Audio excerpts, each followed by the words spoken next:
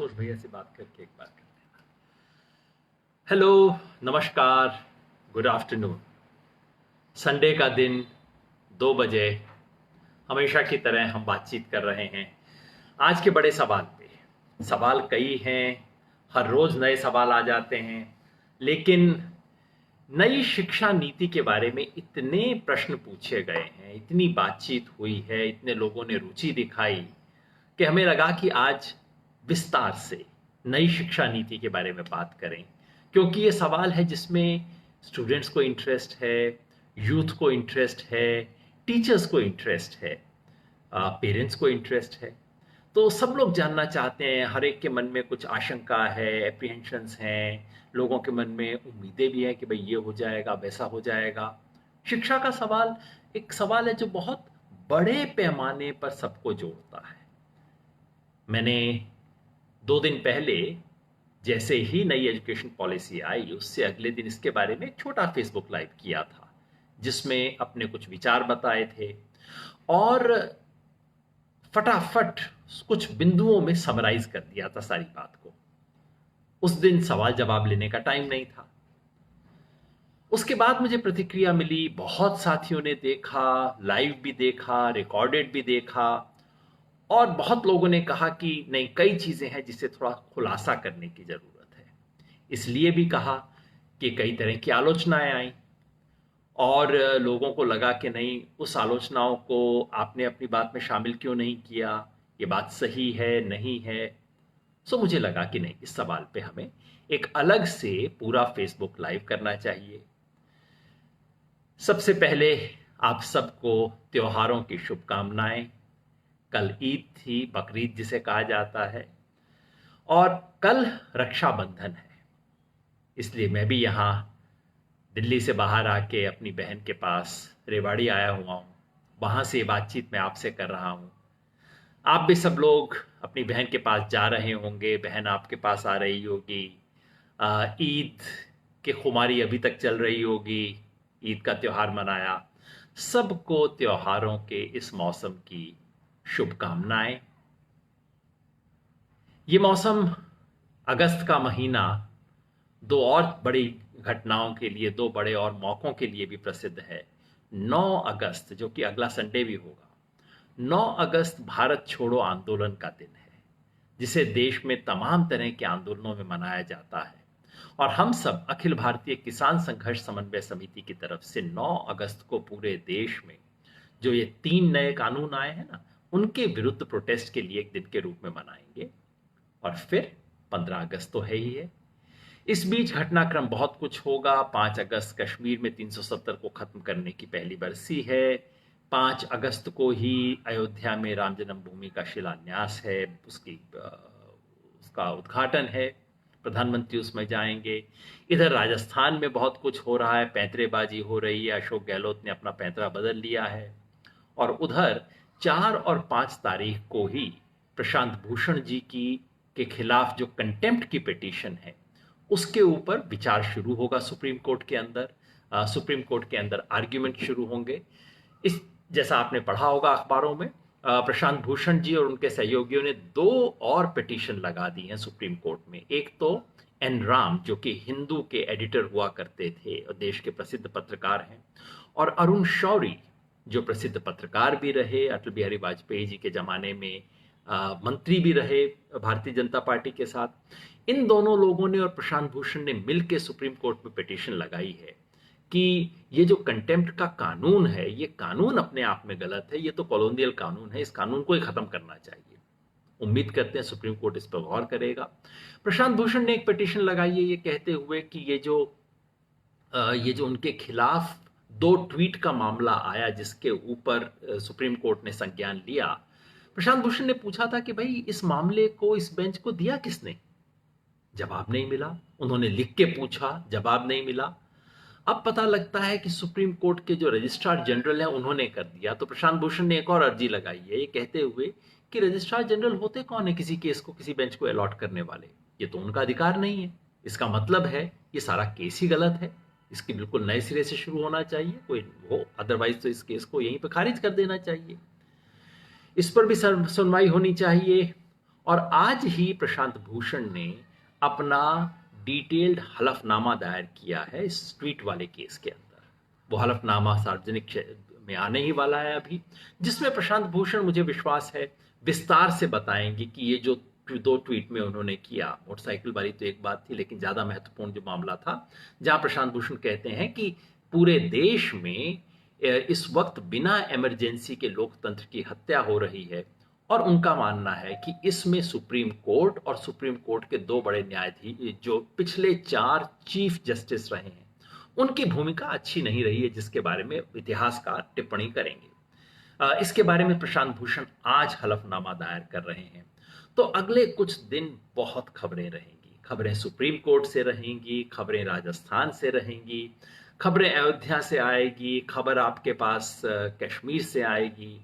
इस पूरे हफ्ते में तमाम खबरों को हमें देखना होगा।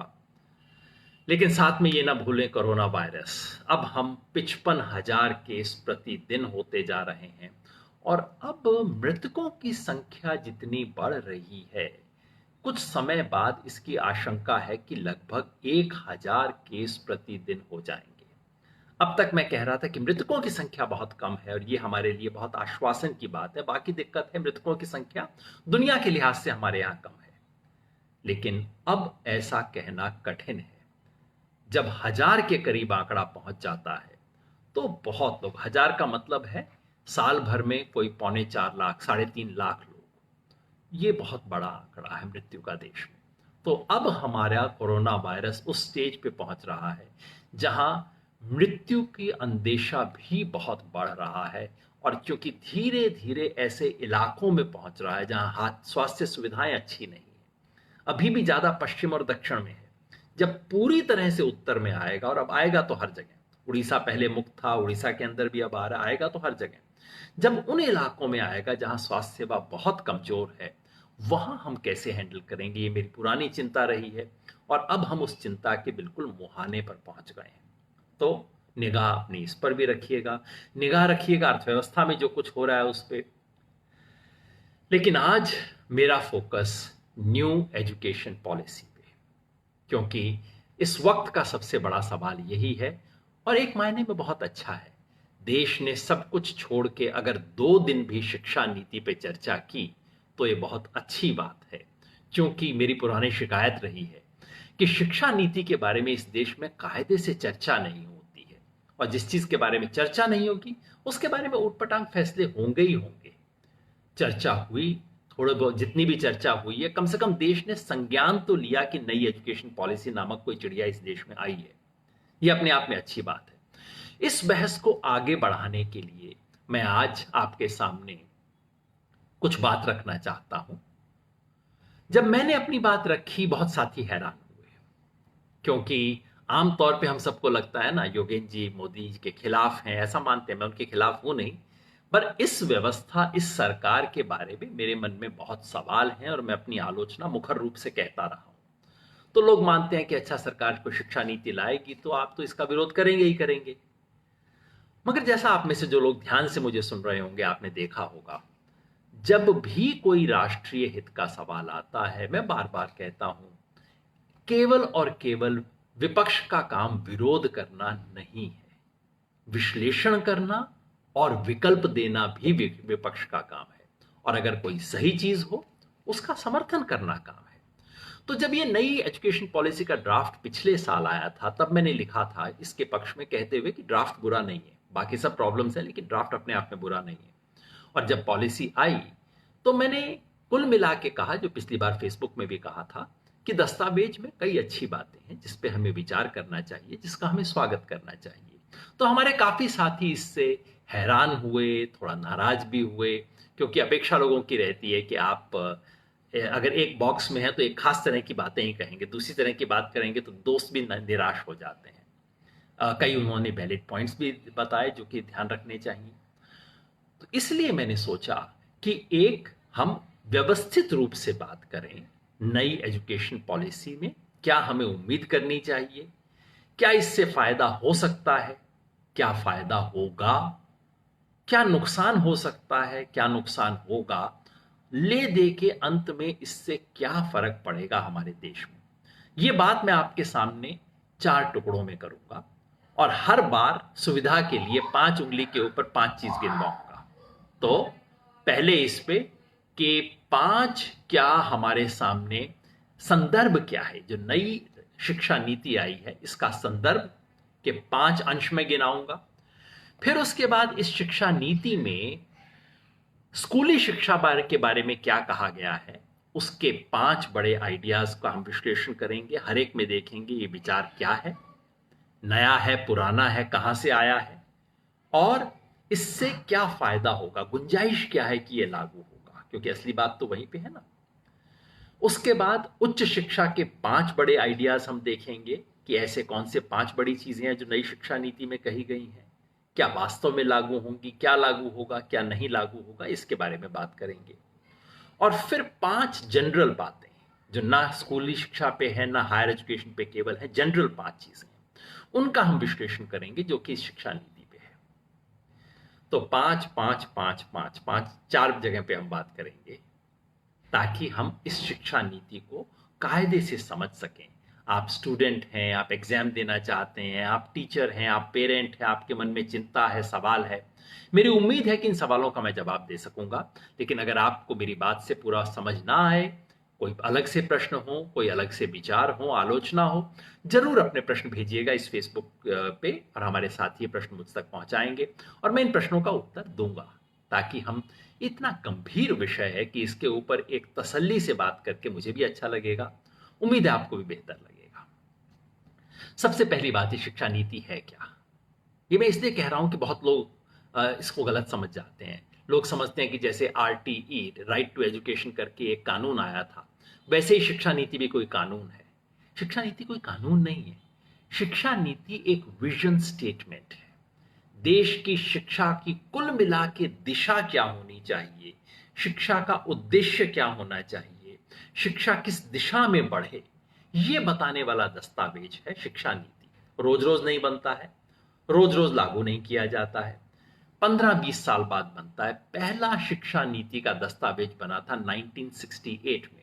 उससे पहले प्रसिद्ध वैज्ञानिक DS कोठारी जी के नेतृत्व में एक कोठारी कमीशन बना था देश की शिक्षा के बारे में विचार करने के लिए, और उसके बाद उसकी निष्कर्षों पर आधारित राष्ट्रीय शिक्षा नीति सन 1968 में घोषित की गई थी। 1980s आते आते लगा कि नहीं, हालात बहुत बदल गए हैं, शिक्षा नीति बदलने की जरूरत है। तो 1986 में उस शिक्षा नीति को मॉडर्नाइज करते हुए एक नया स्टेटमेंट आया था। बहुत अच्छी, बहुत अपेक्षाकृत हल्की नीति थी, मुझे ऐसा महसूस हुआ, कई और लोगों को भी महसूस हुआ होगा। इसलिए 1992 में उसी को थोड़ा सा रिवाइज किया गया। तो वो सेकंड ही थी, सेकंड का रिवाइज्ड एडिशन था, आप समझ लीजिए। और उसके बाद अब 28 साल बाद 2020 में ये शिक्षा नीति आई है। इसकी शुरुआत स्मृति ईरानी जब 2014 में शिक्षा मंत्री बनी थी तब थी। उन्होंने एक कमेटी बनाई थी पूर्व कैबिनेट सचिव TRS सुब्रमण्यम जी के नेतृत्व में, काफी अच्छे लोग थे। उसने अपनी रिपोर्ट दे दी अगले साल तक, लेकिन किसी कारण से सरकार को पसंद ना आई। हो सकता है उस वक्त तक शिक्षा मंत्री बदल गए थे, प्रकाश जावड़ेकर शिक्षा मंत्री हो गए थे। खैर, उन्होंने एक नई समिति बनाई वैज्ञानिक कस्तूरी रंजन जी के नेतृत्व में। इस कमेटी ने अपनी रिपोर्ट दिसंबर 2018 यानी कि 2019 के चुनाव से पहले दे दी थी, लेकिन किसी कारण से सरकार उस वक्त इस पर चर्चा नहीं चाहती थी, इसलिए उसे रोक लिया गया। और पिछले साल 2019 में जून के महीने में इसे फॉर्मली ड्राफ्ट को रिलीज किया गया। इसके बारे में टिप्पणियां मांगी गई, इसे सब राज्य सरकारों को दिया गया, चर्चाएं हुई, जनरल पब्लिक से सजेशन मांगे। ये नीति कहती है कि जो कुछ सजेशन आए उसके ऊपर हमने विचार किया, यानी कि एक्सटेंसिव कंसल्टेशन हुआ है। हालांकि कई लोगों ने सवाल उठाए हैं। सवाल ये है कि ये संसद के सामने पेश क्यों नहीं हुई, संसद तो सत्र में नहीं है। हालांकि मैं बहुत श्योर नहीं हूं क्या शिक्षा नीति को क्योंकि संसद को कानून पास करने होते हैं, शिक्षा नीति जैसा दस्तावेज तकनीकी रूप से संसद से पास करवाना अनिवार्य नहीं है। क्या पुरानी शिक्षा नीतियां पहले संसद के सामने रखी गई, उसके बाद लागू हुई? मुझे नहीं लगता ऐसा हुआ था। तो संसद के सामने आ जाए, बेहतर है। संसद की जो शिक्षा समिति है उसके सामने लाया गया है और वो अच्छी बात है। तो कुल मिला के मेरी समझ है कि इस आधार पर यह आलोचना करना कोई बहुत मजबूत आलोचना नहीं है कि कंसल्टेशन नहीं हुआ, अचानक धक्के से लागू कर दिया गया, ऐसा नहीं हुआ। इसमें 1 साल भर कंसल्टेशन ड्राफ्ट पे हुआ है। हम सब लोगों ने आलोचना की, हम सब लोगों ने लिखा, तमाम संगठनों ने आलोचना की, इसके बारे में चर्चा हुई है। ये शायद सबसे बड़ी बात नहीं है। खैर, तो अब ये नीति हमारे बीच है। जो ड्राफ्ट आया था कस्तूरीरंगन कमेटी का, वो कोई लगभग 500 पेज का ड्राफ्ट था। अब 60 पेज का एक दस्तावेज हमारे सामने है। ये दस्तावेज जो तब भी मैंने आपको दिखाया था, ये शायद कैमरा इस तरफ है इसलिए उल्टा दिख रहा होगा आपको। ये दस्तावेज 60 पेज का दस्तावेज, जो कि देश की भविष्य में शिक्षा नीति क्या होनी चाहिए, इसका विजन पेश करता है। अब कई लोगों ने टीवी पे कहा ये तो खाली विजन देता है। अब दिक्कत ये है कि ये होना भी विजन का ही डॉक्यूमेंट है। एक विजन के डॉक्यूमेंट को ये कहना कि खाली विजन डॉक्यूमेंट है पर्याप्त नहीं है, क्योंकि ये तो इसका काम है। तो इसकी आलोचना इसलिए आप नहीं कर सकते कि ये विजन डॉक्यूमेंट है, क्योंकि विजन नीति देना इसका काम है, इंप्लीमेंटेशन का डॉक्यूमेंट नहीं है। और ये बात आप सबको समझना जरूरी है कि ये जो न्यू एजुकेशन पॉलिसी के किस अंश को कब लागू किया जाएगा, किसे कैसे इंटरप्रेट किया जाएगा, किसको बिल्कुल लागू नहीं किया जाएगा और किसके उल्टा काम किया जाएगा, ये सब सरकार के कंट्रोल में है। इस नीति के में ऐसा कुछ नहीं है जिसकी वजह से सरकार के हाथ बंध जाएं। पहले भी जो नीतियां आई थी उनमें कई ऐसी बातें कही गई थी। 1968 में कहा गया था कि 6% जीडीपी का खर्च करना चाहिए, कभी नहीं हुआ, किसी सरकार ने नहीं किया और आप कुछ नहीं कर सकते, क्योंकि ये एक लीगली बाइंडिंग डॉक्यूमेंट नहीं है। ये केवल सुझाव है, विजन है, दृष्टि है। सरकार बीच बीच में कह सकती है नई शिक्षा नीति के अनुरूप हमने ये कानून बनाया है, इसके अनुरूप बजट में हमने ये किया है, लेकिन अगर इसके अनुरूप ना करे, आप पलट के सरकार से कोई लीगल सवाल नहीं पूछ सकते, आप पब्लिक में आलोचना कर सकते हैं। तो ये लीगली बाइंडिंग डॉक्यूमेंट नहीं है, इसलिए इसमें कोई भी रिकमेंडेशन है ये मत समझ लीजिए कि कल को ये अपने आप लागू हो जाएगी।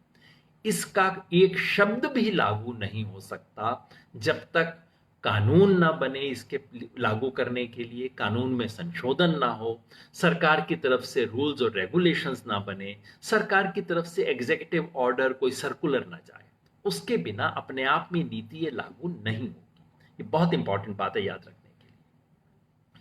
चर्चा की शुरुआत में मैं वो 5 चीज आपके सामने रखना चाहता हूं जो संदर्भ है आज इस देश में शिक्षा का। संदर्भ क्या है? सबसे पहला और सबसे बड़ा जो संदर्भ है वो ये कि इस देश में शिक्षा की भूख है इस वक्त।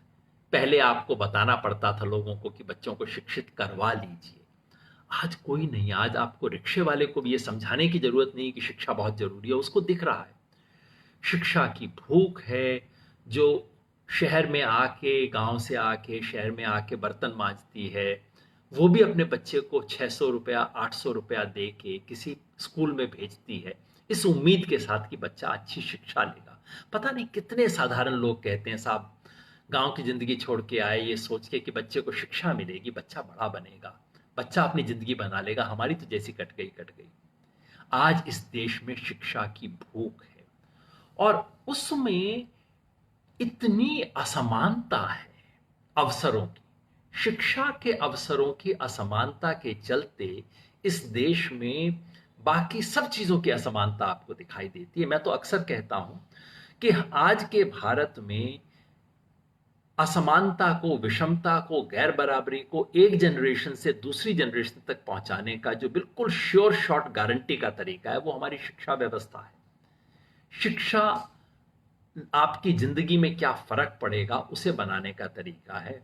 गांव में जो एक गरीब दलित परिवार की लड़की है उसको जो शिक्षा मिलती है और दिल्ली के इन बड़े स्कूलों में पढ़ने वाले, बड़े कॉलेजों में पढ़ने वाली लड़की को या लड़के को जो शिक्षा मिलती है उसमें जमीन आसमान का अंतर है। और जिसे हम अक्सर मेरिट का फर्क कहते हैं ना, वो मेरिट का फर्क नहीं होता, अवसरों का फर्क होता है, किसको क्या अपॉर्चुनिटीज मिले। तो शिक्षा की भूख है, शिक्षा के अवसरों की असमानता है और लोगों की सबसे बड़ी जिंदगी में खाने के बाद लगभग सबसे बड़ी जरूरत यह है अच्छी शिक्षा मिल जाए लोगों पहला बड़ा तथ्य ये। दूसरा, इस भूख को पूरा करने के लिए सरकारों के पास पैसा नहीं है। देश में बजट का बहुत छोटा हिस्सा शिक्षा के लिए इस्तेमाल होता है। हमारे केंद्र सरकार का जो बजट है वो देश की जीडीपी का 6% का आंकड़ा दिया जाता है। 6% हालांकि राज्य और सरकारों दोनों को मिला के है। तो कहा जाता है 6% आप खर्च कर लीजिए, और ये डॉक्यूमेंट कहीं 4% का दावा करता है कि 4% एक्चुअली खर्च हो रहा है, पर वास्तव में तो इससे भी बहुत कम हो रहा है। शिक्षा में खर्च करने के लिए पैसा नहीं है। जो कुछ पैसा था केंद्र सरकार के पास हुआ करता था। राज्य सरकारें ज्यादातर कंगाली की हालत में रहती हैं। राज्य सरकारें जिस पे सबसे पहले पैसा बचाना चाहती हैं वो है शिक्षा। तो दूसरा बड़ा तथ्य कि शिक्षा में पैसा नहीं है। और अब कोरोना वायरस के बाद, लॉकडाउन के बाद अर्थव्यवस्था की जो स्थिति है उसमें शिक्षा पे जो खर्चा आज हो रहा है उसमें भी कटौती होने की गुंजाइश है बजाय कि बढ़ने की। यह दूसरा बड़ा तथ्य है। तीसरा बड़ा तथ्य है कि इस वक्त देश में सरकारी शिक्षा से भगदड़ मची है। लोग छोड़ छोड़ के भाग रहे हैं। जहां जहां गांव के स्कूल में, सरकारी स्कूल में अब वो बच्चा पढ़ता है जिसके पास और कोई रास्ता नहीं है और कोई साधन नहीं है, सिर्फ गरीब का बच्चा पढ़ता है इस वक्त सरकारी स्कूलों में। जिसके पास 4 पैसे हैं प्राइवेट स्कूल में बच्चे को भेजना चाहता है। तो एक्सोडस है इस वक्त सरकारी स्कूलों से प्राइवेट स्कूल की तरफ। यही बात कॉलेजों पे लागू हो रही है, अब यूनिवर्सिटियों पे भी लागू होनी शुरू हो गई है क्योंकि यूनिवर्सिटियां भी प्राइवेट आ गई हैं। तो जो सरकारी क्षेत्र में शिक्षा मिल रही है उसका स्तर गिर रहा है। उसकी वजह से लोग छोड़ छोड़ के भाग रहे हैं और प्रैक्टिकली एजुकेशन अब प्राइवेटाइज हो गई है। यानी कि आपको शिक्षा के और अपनी जिंदगी के अवसर कैसे मिलेंगे? जितना आपके माँ पिता की जेब में पैसा है, पैसे से शिक्षा खरीदी जा सकती है, खरीदी जा रही है। यह हमारे समय का सबसे भयावह और तीसरा बड़ा तथ्य है। चौथा बड़ा तथ्य है कि हमारी शिक्षा में जो आजादी के बाद एक आत्मविश्वास था, रविंद्रनाथ टैगोर के चलते, महात्मा गांधी के चलते, गिजुभाई बधेका के चलते, कि हम इस देश में ऐसी शिक्षा व्यवस्था बनाएंगे जो हमारी जरूरत के लिए उपयुक्त हो। रविन्द्रनाथ टैगोर ने शांति निकेतन के प्रयोग किए, महात्मा गांधी ने नई तालीम की वकालत की, गिजुभाई बधेका ने सोचा, अपनी स्वप्न दृष्टि देश के सामने रखी, कई प्रयोग किए। वो सब अब खत्म हो रही है। अब ले दे के हिंदुस्तान के शिक्षाविदों का, हमारी शिक्षा का लक्ष्य, सपना अंतिम यही है कि किसी तरह से जो यूरोप में, अमेरिका में जैसी शिक्षा मिलती है वो हम अपने बच्चे को दे सके ना। तो हमारे सपने छोटे हो रहे हैं और ले दे के पश्चिम का अनुकरण करना, पश्चिम की शिक्षा का, वहां के समाज में जो शिक्षा मिलती है, जो सिलेबस है, जो पढ़ाया जा रहा है, जिस भाषा में पढ़ाया जा रहा है, उसकी नकल करना ले दे के हमारा एक देश का राष्ट्रीय लक्ष्य बन गया है। ये चौथी बड़ी बात है।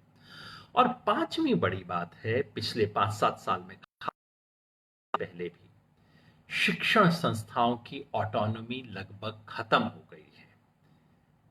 कोई वाइस चांसलर, कोई प्रिंसिपल, कोई हेडमास्टर अपनी तरफ से सोच के कुछ नहीं कर सकता। अब तो हालत ये है कि किसी वाइस चांसलर को सेमिनार करना होता है, किसी में यूनिवर्सिटी के डिपार्टमेंट में सेमिनार होते हैं, तो वहां उन्हें सेमिनार करने के लिए वाइस चांसलर की परमिशन लेनी होती है। वाइस चांसलर को कोई चीज करनी हो तो वो मिनिस्टर से पूछता है। पहले कुछ ऐसा नहीं हुआ करता था। तो संस्थाओं की ऑटोनॉमी बिल्कुल धीरे धीरे खत्म हो रही है। ये बात नोट करने की है कि ऑटोनॉमी सिर्फ आज बीजेपी के जमाने में खत्म नहीं हुई। संस्थाओं, शिक्षण संस्थाओं की हत्या करने में कांग्रेस का रोल भी है और लेफ्ट का रोल भी है। लेफ्ट जब पश्चिम बंगाल में राज करता था, उन्होंने वहां शिक्षण संस्थाओं की ऑटोनॉमी को ध्वस्त कर दिया था। किसी तरह की उनको आजादी नहीं दी गई थी। तो ये पांचवा कि इस वक्त देश में शिक्षण संस्थाओं की जो ऑटोनॉमी खत्म होना, स्वायत्तता खत्म होना, वो बिल्कुल पराकाष्ठा पे पहुंच गई है।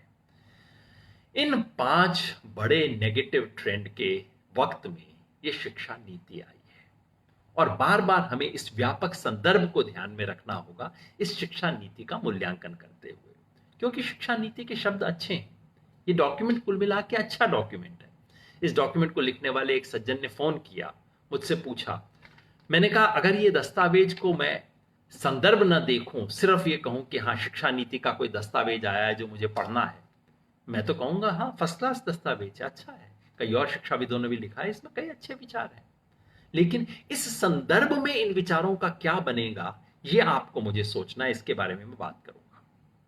तो सबसे पहले देखते हैं 5 बड़े विचार जो कि स्कूली एजुकेशन के बारे में इस दस्तावेज में है।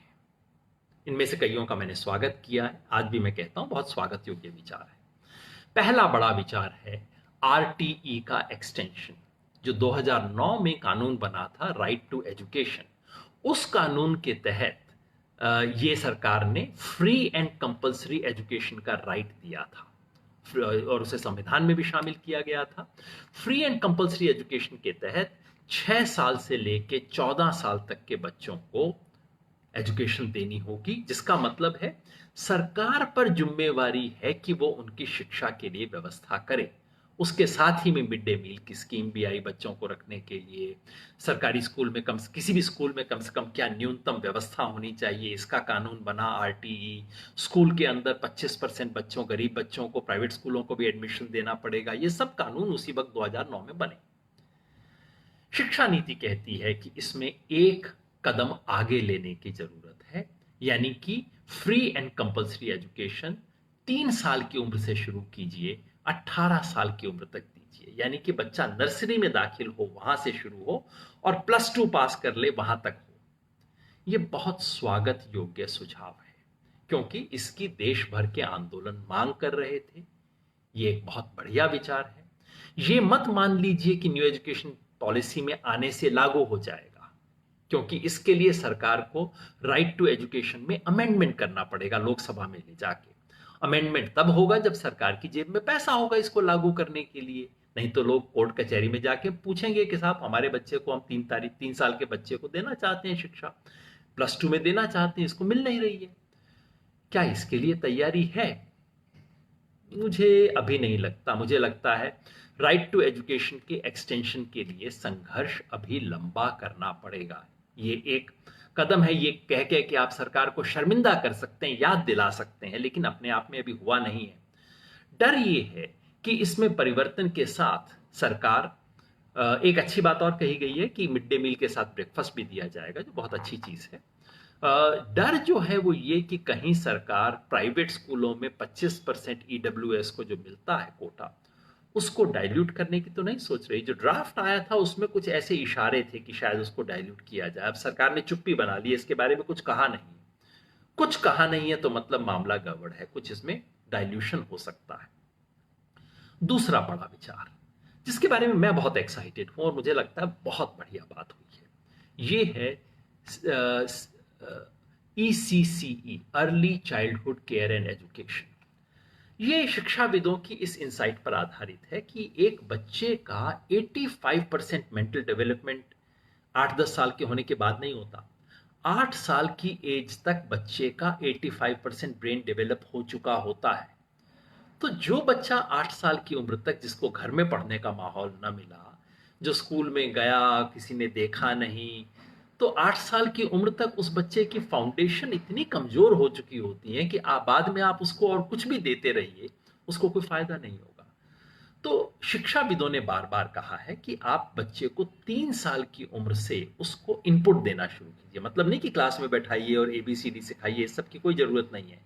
बच्चे को कहानी सुनाना, खेल खिलाना, जिससे उसका मेंटल डेवलपमेंट हो। तो नर्सरी शिक्षा बहुत क्रिटिकल है। ये बात सबसे पहले इस दस्तावेज में नहीं आई है। इससे पहले 2013 में जब यूपीए की सरकार थी, तब एक पॉलिसी आई थी देश के अंदर, early childhood care and education. उस पॉलिसी को डिराइव करते हुए उसको शिक्षा नीति में शामिल किया गया है। ये बहुत बढ़िया सुझाव है।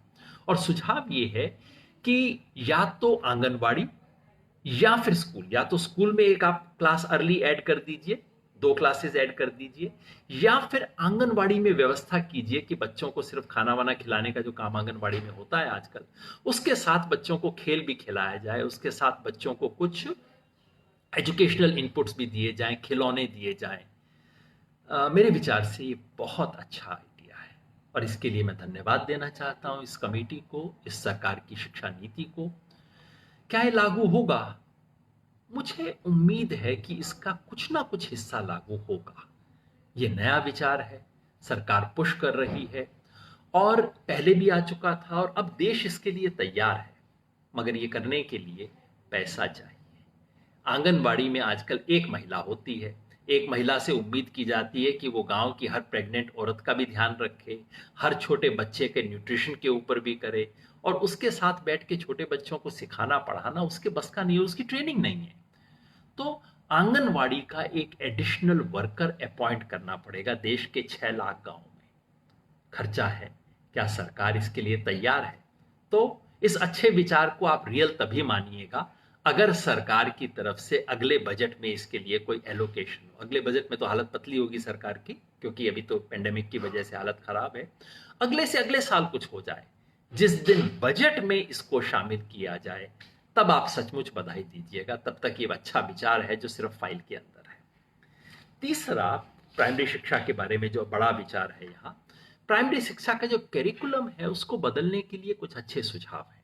अब तक क्या था, पहली क्लास से प्राइमरी, छठी से 8वीं तक मिडिल, फिर उसके बाद सेकेंडरी 9वीं 10वीं, फिर हायर सेकेंडरी या +2। तो अभी हमारा मॉडल है 5+3+2+2। ये नीति कहती है कि नहीं, इसको बदलिए। आप शुरू कीजिए नर्सरी से। 2 साल जो नर्सरी की कच्ची पक्की मेरे जमाने में बोला जाता था, अब यूकेजी एलकेजी बोला जाता है। तो उसको शामिल करते हुए 5 साल, यानी कि पहले 3 साल बच्चे की प्री स्कूल एजुकेशन के और पहले 2 साल उसकी स्कूल एजुकेशन के, उसको आप एक यूनिट मानिए। तो 3 साल नर्सरी +2 साल स्कूल का पहला यूनिट 5, +3 यानी कि तीसरी चौथी 5वीं क्लास, +3 जो मिडिल जैसा आज है, और उसके बाद +4 यानी कि 9वीं से 12वीं को आप एक सिंगल यूनिट मानिए। ये अच्छा विचार है। मुझे उम्मीद है कि ये लागू हो जाएगा, क्योंकि इसे लागू करने के लिए सरकार को पैसे खर्च नहीं करने पड़ेंगे और जो चीज़ आसानी से कागज पे लागू हो जाए उसको लागू करने में सरकारों को बड़ा सुख मिलता है। कुछ घोषणा भी हो जाती है। अच्छा विचार है, लागू हो जाए, मेरी आलोचना नहीं है। इसके साथ में करिकुलम से रिलेटेड 2 और अच्छी चीज़ें कही गई हैं। बच्चों को सब्जेक्ट की चॉइस में फ्लेक्सिबिलिटी होनी चाहिए, जो अच्छी बात है। एग्जामिनेशन रिफॉर्म की बात की गई है। हर डॉक्यूमेंट में एग्जामिनेशन रिफॉर्म की बात की जाती है, कभी नहीं होता और मुझे डर है कि लगभग यही इस बार भी होने वाला है। कहा गया एग्जामिनेशन रिफॉर्म किया जाएगा, होना चाहिए। केवल एग्जामिनेशन के लिए क्यों हो, ये जो तमाम इंडस्ट्री निकल आई है, कोचिंग इंडस्ट्री को बंद होना चाहिए, हर शिक्षाविद ये बात कहता है। लेकिन सच बात बताऊं, इस कोचिंग इंडस्ट्री को बंद करने के लिए जो हिम्मत चाहिए वो ना इस सरकार में है और मुझे तो किसी और सरकार में भी दिखाई नहीं देती। इसके लिए जो क्षमता, जो काम और राजनीतिक हिम्मत चाहिए स्वार्थ से भिड़ने के लिए, वो दिखाई नहीं देती। तो एग्जामिनेशन चेंजेस की बात होगी, मेरे ख्याल से होंगे नहीं। चौथा बड़ा आइडिया जो है टीचर्स के बारे में, कि पैरा टीचर्स की अपॉइंटमेंट बंद हो, यानी कि ये जो होता है ना गेस्ट टीचर, अध्यापक, ये जो अलग अलग नाम होते हैं, शिक्षक मित्र किसी राज्य में कहा जाता है। बेसिकली ये है कि टीचर को 5,000 7,000 रुपए तनख्वाह देके सरकारें रख लेती हैं कॉन्ट्रैक्ट पे, और जब चाहा उनका कान पकड़ के निकाल दिया, जब चाहा रख लिया। बार बार शिक्षा नीति ने कहा है ये मत कीजिए, इसे बदलिए। ये विचार जस्टिस JS वर्मा की एक कमेटी बनी थी, सुप्रीम कोर्ट ने बनवाई थी कमेटी, उसने भी ये विचार दिया था। और ये दस्तावेज उन सही अच्छे विचारों को दोहराता है। टीचर की रेगुलर अपॉइंटमेंट कीजिए, टीचर को दिहाड़ी के मजदूर की तरह नौकरी मत दीजिए, कायदे से रखिए। टीचर की क्वालिफिकेशन ठीक होनी चाहिए। जिस तरह की बीएड की शिक्षा का हमने मजाक इस देश में बना रखा है, जिसको चाहे एक डिग्री उठा लाता है, कहीं से कुछ सीखता नहीं है, उसकी बजाय कहते हैं 4 साल की बीएड होनी चाहिए, जिसमें आपको किसी एक विषय का ज्ञान भी हो और साथ में बीएड भी आप करें। या फिर आप 3 साल की बीए करने के बाद 2 साल की बीएड करें।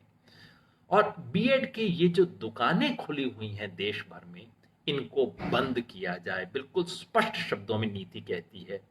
तो नीति को मैं सलाम कहता हूं।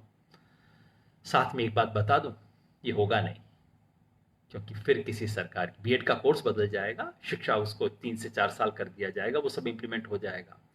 ये जो बीएड की दुकानें खुली हुई हैं ना देश भर में, आधी दुकानें तो नेता लोग चलाते हैं, आधी से भी ज्यादा चलाते होंगे। मुझे नहीं लगता किसी सरकार की हिम्मत होगी इन दुकानों को बंद करने की। जिस दिन जो सरकार करेगी उसको सलाम करूंगा, कहूंगा बहुत शानदार काम आपने किया है। पांचवा बड़ा विचार शिक्षा से जुड़ा हुआ, जिसके ऊपर इतनी चर्चा हुई है, वो है मीडियम ऑफ इंस्ट्रक्शन और लैंग्वेज।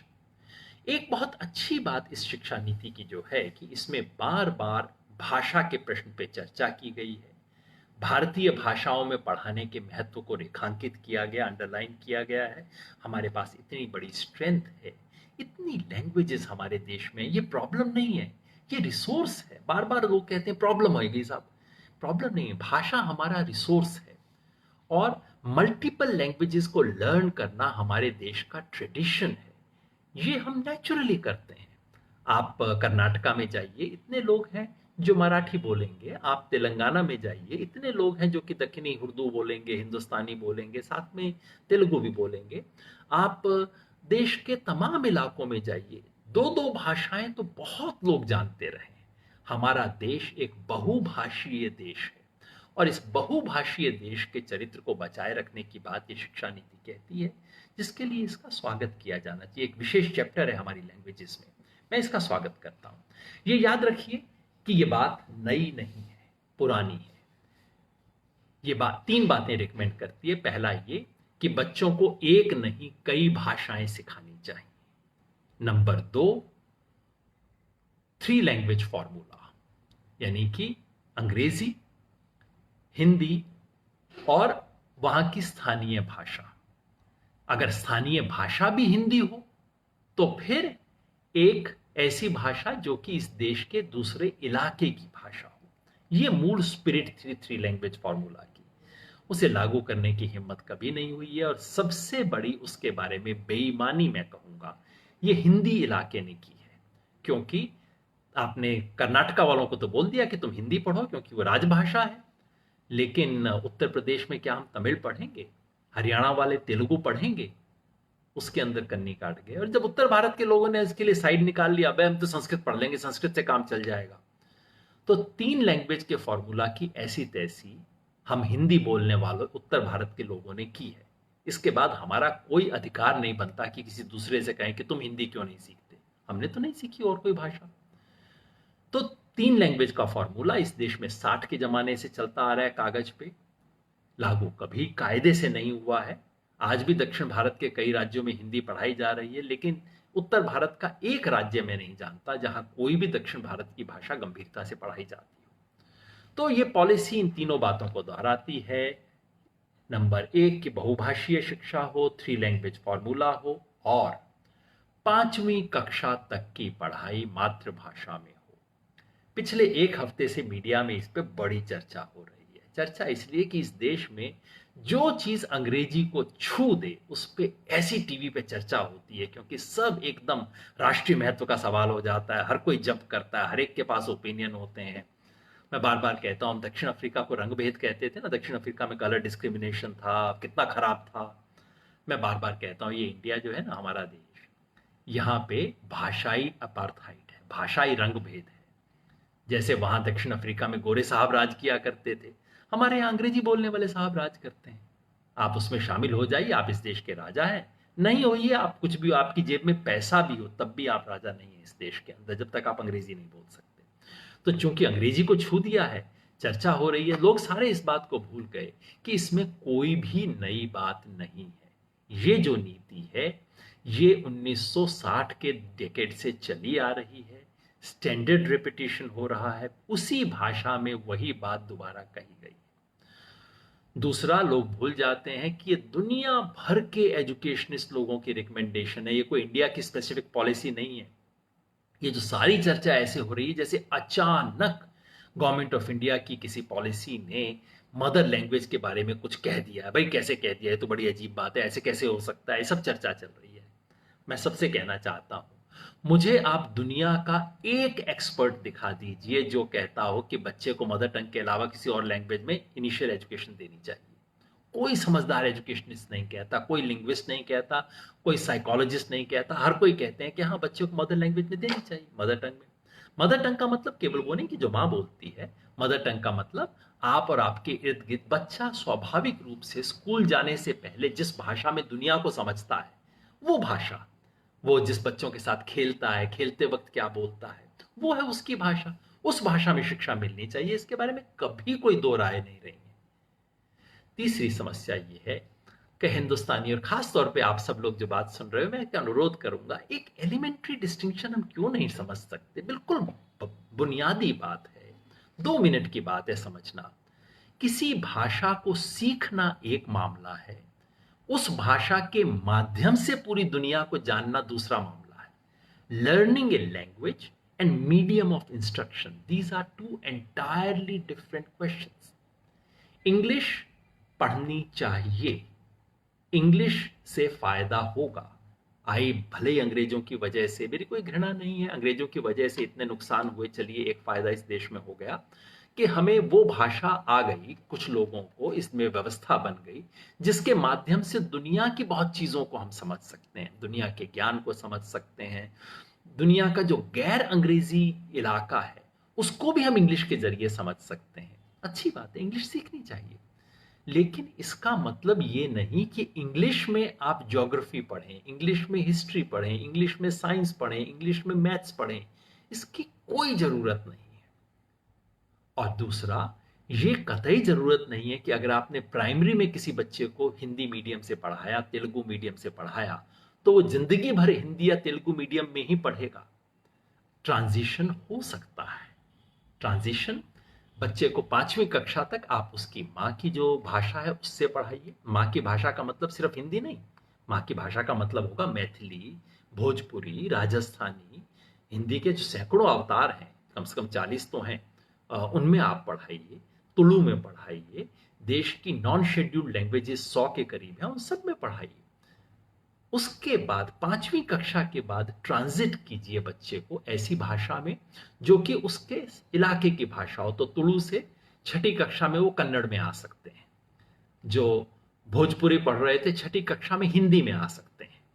ट्रांजिशन होगा, और उसके बाद उनकी अंग्रेजी की क्षमता को आप विकसित करते रहिए। बिल्कुल, आप कक्षा 2 से 3 से बच्चे को इंग्लिश पढ़ाना शुरू कर दीजिए।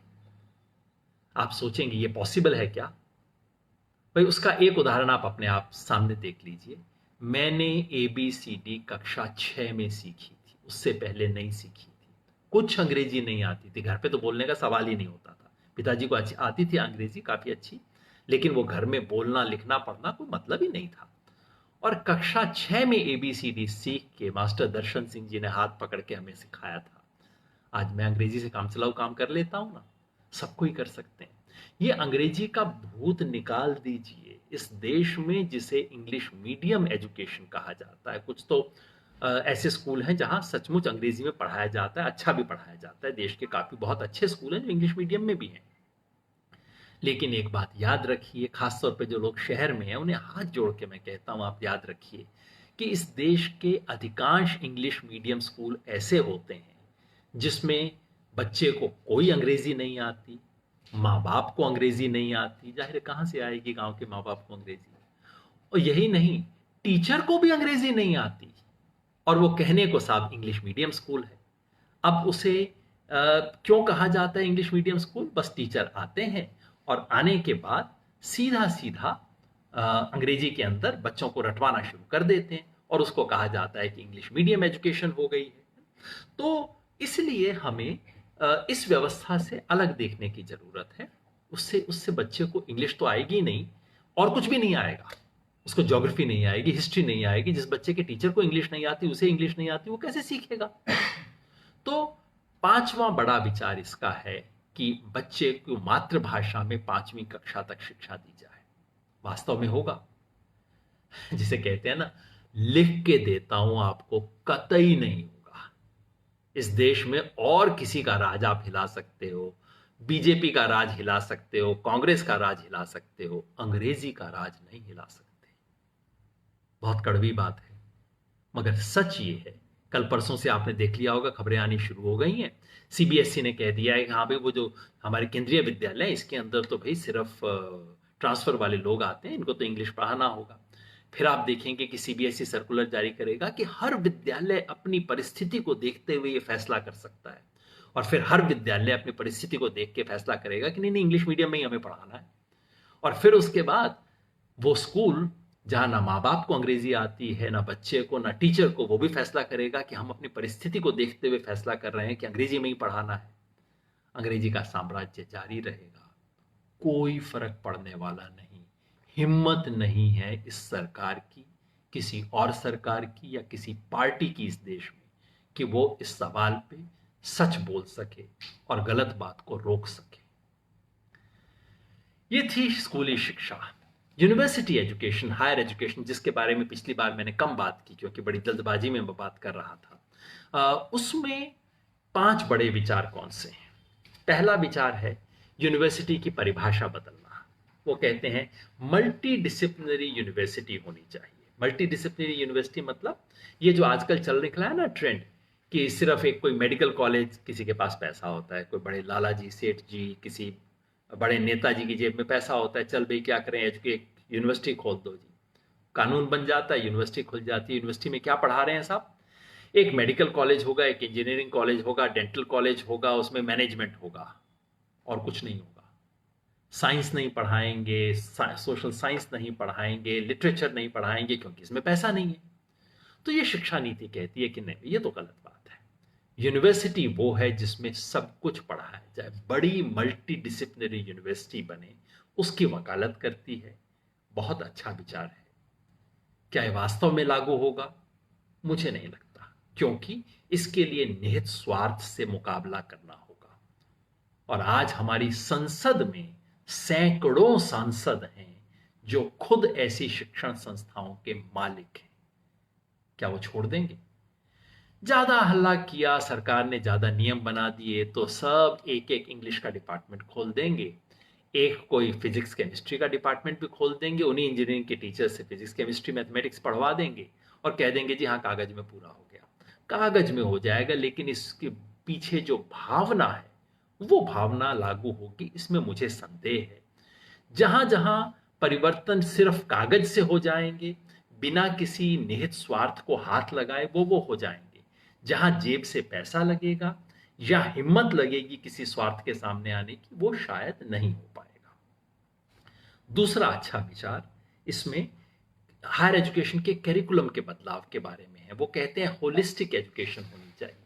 पहले ड्राफ्ट में लिबरल शब्द इस्तेमाल किया था, लेकिन शायद ऊपर से इशारा आया होगा, अरे रे लिबरल मत कहो इसको, लेकिन है ये वही जिसको अमेरिका में लिबरल एजुकेशन कहा जाता है। अमेरिका के अंदर विचार ये है कि हमारी तरह जैसा होता है ना, बच्चा बीए में गया, उसके बाद या तो हिस्ट्री ले लिया या इकोनॉमिक्स ले लिया, या किसी ने फिजिक्स में ऑनर्स कर लिया, फिर उसके बाद बस वही, आप कॉमर्स कर रहे हैं तो कॉमर्स कर रहे हैं। अब कॉमर्स का विद्यार्थी पॉलिटिकल साइंस कैसे पढ़ सकता है? कोई फिजिक्स में ऑनर्स कर रहा हो तो साथ में हिस्ट्री कैसे कर सकता है? हमारे यहाँ ये सिस्टम है।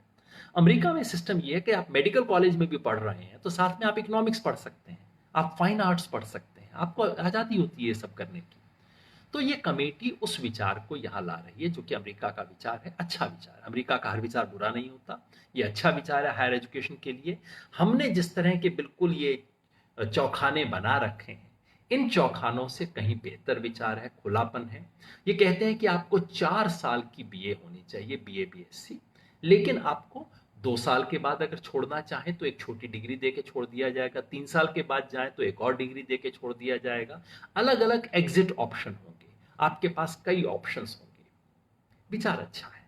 और खास तौर पे ये कहना कि हमारे यहाँ पे सब जगह पे ह्यूमैनिटीज की एजुकेशन होनी चाहिए, सोशल साइंस जिसको हम आर्ट्स बोल देते हैं, आर्ट्स की पढ़ाई भी होनी चाहिए, बहुत अच्छा है। मेरी अक्सर शिकायत रही है जो लोग आईआईटी वगैरह में पढ़ते हैं, मुझे लगता है कि उनके दिमाग का एक हिस्सा तो इतना डेवलप हो जाता है और दूसरा हिस्सा, क्योंकि ना वो हिस्ट्री पढ़ते हैं, ना पॉलिटिक्स, ना सोशियोलॉजी, तो दूसरे हिस्से में वो बिल्कुल कक्षा 8 के बच्चे जैसे होते हैं। और बार बार मैं हैरान होता हूँ कि इस आदमी का मैं क्या करूँ, इसको इंटेलिजेंट कहूँ कि बेवकूफ़ कहूँ। इस लिहाज से बहुत अच्छा निर्णय है कि आईआईटी में और इन सब चीज़ों में ह्यूमैनिटीज़ भी पढ़ाई जाएगी, एक समग्र शिक्षा हो। एक आईआईटी का स्टूडेंट अगर फाइन आर्ट साथ में पढ़ना चाहता है, क्यों ना पढ़े? म्यूजिक पढ़ना चाहता है, क्यों ना पढ़े? विचार अच्छा है। लागू होगा? हाँ, ये कुछ हद तक लागू हो जाएगा, क्योंकि ये लागू करने के लिए आपको कागज के परिवर्तन चाहिए, हो जाएगा। अच्छा होगा, लेकिन इसे अगर धीरे आहिस्ता से किया जाए, कम से कम ये एक परिवर्तन है जो मैं चाहता हूं कि ताबड़तोड़ तरीके से ना हो। नहीं तो दिल्ली यूनिवर्सिटी में जिस तरह से 4 ईयर का कोर्स पहले लागू किया गया, फिर वापस लिया गया, फिर लागू, ये सब कुछ करने की कोशिशें हुई हैं, उससे नुकसान होता है। ये परिवर्तन आहिस्ता हो, ये मैं चाहता हूं और ये मैं अनुरोध करता हूं। ये हो सकते हैं और जिस हद तक होंगे इसका स्वागत किया जाना चाहिए। तीसरा बड़ा विचार इसके बारे में हायर एजुकेशन पे, वो है इंटरनेशनलाइजेशन ऑफ एजुकेशन। अब इस देश में इंटरनेशनलाइजेशन ऑफ एजुकेशन की काफ़ी समय से बात हो रही है। आमतौर पे ढकोसला होता है। एक तो हिंदुस्तानी मानसिकता की गुलामी है। जैसे ही इंटरनेशनल कहते हैं, ना हमें बांग्लादेश दिखता है, ना हमें थाईलैंड दिखता है, ना हमें कोरिया दिखता है। इंटरनेशनल का मतलब America, England, Canada, Germany, Japan, बस यही हमारे लिए इंटरनेशनल है। इसके अलावा कोई इंटरनेशनल नहीं। चीन को भी तो इंटरनेशनल मानते नहीं है। तो इंटरनेशनलाइजेशन ऑफ एजुकेशन के नाम पर इस देश में अब तक जो हुआ है वो ये है कि बड़े मालिक देश, अमीर देश कुछ स्टैंडर्ड सेट करते हैं और हम कहते हैं कि हम वहां तक पहुंच जाएं, उनकी इंडेक्स में हमारा भी नंबर आ जाए। उन्होंने टॉप 100 इंस्टीट्यूशंस की इंडेक्स निकाली है जिसमें हमारी सिर्फ 2 इंस्टीट्यूशन आई हैं, इसके अंदर हम कैसे पहुंच जाएं। ये सब हमारे को इंटरनेशनलाइजेशन नजर आता है। और दूसरा, बड़े देश की, अमीर देशों की इंस्टीट्यूशन से हमारे क्या संबंध बन जाए। अब दिक्कत ये है कि बड़े देशों की बड़ी संस्था आपके यहाँ क्यों आएगी? ऑक्सफोर्ड यूनिवर्सिटी अपना कैंपस इंडिया में क्यों खोलेगी? कैम्ब्रिज यूनिवर्सिटी क्यों खोलेगी? हार्वर्ड क्यों खोलेगी? येल, शिकागो, ये बड़ी यूनिवर्सिटीज क्यों आपके पास आएंगी? कोलंबिया हो, ब्राउन हो, जिसको आईवी लीग यूनिवर्सिटीज कहा जाता है, वो तो नहीं आएंगी। तो इंटरनेशनलाइजेशन के नाम पे जो होता है वो ये कि वहां की कोई बिल्कुल थर्ड रेट यूनिवर्सिटी, अब इंग्लैंड की हर यूनिवर्सिटी कोई बहुत अच्छी है जरूरी नहीं है, और अमेरिका में तो खास तौर पे बहुत थर्ड रेट यूनिवर्सिटीज की बहुत पुरानी परंपरा है, जहां कई बार ऐसा हुआ है। और हमारे देश में दुर्भाग्यवश शिक्षा के नाम पे, हायर एजुकेशन के को आगे ले जाने के नाम पे, इंटरनेशनलाइजेशन के नाम पे केवल और केवल उनको प्रमोट करने का काम हो जाता है, जो हमने कई जगह पे देखा है। इस बार यहाँ पे फॉरेन यूनिवर्सिटीज के आने का भी जिक्र है, जिसके बारे में काफी आलोचना हुई है। फॉरेन यूनिवर्सिटीज को भारत में लाने की कोशिश नई नहीं है, ये कम से कम 10 साल पहले से चल रही थी। जब मैं खुद यूजीसी का मेंबर था उस वक्त भी कोशिश हुई, मैंने उस वक्त विरोध किया था उसका, क्योंकि हमारी यूनिवर्सिटीज उसके लिए तैयार नहीं है और किसी थर्ड रेट यूनिवर्सिटी को भारत में ले आने का कोई फायदा नहीं है। अगर वो कोई दुकान सेटअप करने के लिए आता है, अमेरिका, इंग्लैंड की कोई बिल्कुल थर्ड रेट यूनिवर्सिटी अपनी दुकान सेटअप करने के लिए भारत आ जाती है और वहां पे नाम हो जाता है। और थोड़ा हमारे फिरंगियों के बारे में ऑब्सेशन तो है ही कि भाई को अंग्रेज आ गया, अब अंग्रेज कैसा है, घोड़ा है, गधा है, इससे तो हमें कोई मतलब नहीं होता, बस अंग्रेज है, और इसलिए उसके पीछे पड़ जाते हैं। तो इंटरनेशनलाइजेशन के नाम पे सिर्फ और सिर्फ कुछ चंद विदेशी दुकानों से रिश्ता बनाने का काम हुआ है। ये पॉलिसी भी कहती है इंटरनेशनल यूनिवर्सिटीज को आने देना चाहिए। बहुत बड़ा पक्ष नहीं है वैसे ये कहना कि इस नीति का सबसे बड़ा पक्ष ये गलत हुआ, क्योंकि चलते में जिक्र किया गया है, लेकिन ये संभव है। देखिए होगा क्या कि इस नीति दस्तावेज में फॉरेन यूनिवर्सिटीज को आने देना, इसकी कोई बड़ी रिकमेंडेशन नहीं है। ये दस्तावेज वही कहता है जो कहना चाहिए कि हम अपनी यूनिवर्सिटीज को ठीक ढंग से डेवलप करें। लेकिन व्यवहार में क्या हो सकता है? अगर सरकार ने पहले से मन बना रखा है, सरकार में, यूजीसी में, एजुकेशन मिनिस्ट्री में किसी बाबू ने मन बना रखा है कि फॉरेन यूनिवर्सिटीज को लाना है, तो दनाक से कहेगा जैसा कि नेशनल एजुकेशन पॉलिसी के अंदर रिकमेंडेशन किया गया है उस हिसाब से हम कर रहे हैं। तो ये खतरा है। फॉरेन यूनिवर्सिटीज को लाने का खतरा ये नहीं है कि फॉरेन यूनिवर्सिटीज के आने से अचानक हमारे यहाँ कोई बदलाव आ जाएगा। जैसे मैंने कहा, ना तो कोई बहुत बड़ी यूनिवर्सिटीज आने वाली हैं अभी, बस सिर्फ ये है जैसा पाकिस्तान में हुआ है, जैसा बांग्लादेश में हुआ है, कि फॉरेन यूनिवर्सिटीज आती हैं, अपना कैंपस सेटअप करती हैं और अमीरों के बच्चे फिर वहां जाना शुरू कर देते हैं। जैसे हमारे देश में अभी हुआ है, पब्लिक यूनिवर्सिटीज पे कम होके अब जो बड़े घरों के बच्चे हैं वो प्राइवेट यूनिवर्सिटीज के अंदर जाना शुरू कर रहे हैं, और प्राइवेट यूनिवर्सिटीज की क्वालिटी भी इंप्रूव कर रही है। तो एक दुविधा भी हो जाती है कि क्वालिटी उसकी अच्छी है। यही बात फॉरेन यूनिवर्सिटीज के बारे में होने वाली है कि फॉरेन यूनिवर्सिटीज आएंगी और आने के बाद अचानक हमारी अपनी यूनिवर्सिटीज का स्टैंडर्ड और गिरने लग जाएगा। ये जो रिलायंस और बीएसएनएल के साथ खेल हुआ ना, जैसे ही ये प्राइवेट प्लेयर्स आए, बीएसएनएल का भट्ठा बैठ गया। इस बीएसएनएल तो वैसी ही थी, क्या हुआ, कहीं ना कहीं साठ गांठ हो जाती है। सरकारी व्यवस्था को गिराना, सार्वजनिक सिस्टम को गिराना, और उसके बाद प्राइवेट दुकान ऊपर चढ़ती है। कहीं ऐसा खेल तो नहीं होगा? ये आशंका है, ये आशंका सच हो सकती है, क्योंकि इस वक्त जो निजाम है, कई समय से जो प्रेशर है, और हिंदुस्तान के जो एलिट को चाहिए होता है, शिक्षा व्यवस्था में होता वही है जो हिंदुस्तान के एलिट को चाहिए होता है। और इस वक्त एलिट को इंटरनेशनल यूनिवर्सिटीज चाहिए, कि बच्चे को डॉलर दे के अमेरिका क्यों भेजना पड़े, भाई रुपए में यहीं पे उसकी शिक्षा क्यों ना हो जाए, वो चाहता है। ये संभव है, ये खतरा रियल है। चौथा, रिसर्च फंडिंग के बारे में एक विचार आया, नेशनल रिसर्च फाउंडेशन, कि हमारे देश में रिसर्च के लिए फंडिंग बहुत कम दी जाती है, बहुत टॉप क्वालिटी रिसर्च के लिए। ये विचार अच्छा है, लेकिन एक मेरे मन में दुविधा है। दुविधा ये है कि रिसर्च करनी किस चीज पे है। हमारे यहाँ रिसर्च आमतौर पे सीधी नकल होती है। वेस्टर्न यूनिवर्सिटीज के अंदर जो कुछ हो रहा है, अच्छा हो रहा है तो उसकी नकल करेंगे। 5 साल के लिए अगर अमेरिका की यूनिवर्सिटीज का सर चकरा गया है, जैसे सोशल साइंस में चकरा गया था, तो 5 साल के लिए हम भी चक्कर खाएंगे उनके साथ। क्या ऐसा कुछ कर सकते हैं कि हम अपनी रिसर्च फंडिंग को अपने देश की जरूरत से लिंक कर सकें? हमारी मेडिकल रिसर्च बजाय यूरोप की बीमारियों पर रिसर्च करने की बजाय हमारे देश में जो सचमुच बीमारियां हैं जिससे लाखों लोग मरते हैं, जिस देश में डायरिया और पेचिश से लोग मरते हैं, लाखों लोग मरते हैं, वहां मेडिकल रिसर्च यूरोप की बीमारियों पे क्यों होती है? क्या हम अपनी रिसर्च को अपने एजेंडा पे कर सकते हैं? अपने इंटेलेक्चुअल रिसोर्सेज को डेवलप कर सकते हैं? अगर कर सकते हैं तो बहुत अच्छा विचार होगा। अगर सिर्फ नकल करेंगे, बहुत फायदा नहीं होगा। ये नेशनल रिसर्च फाउंडेशन का विचार है।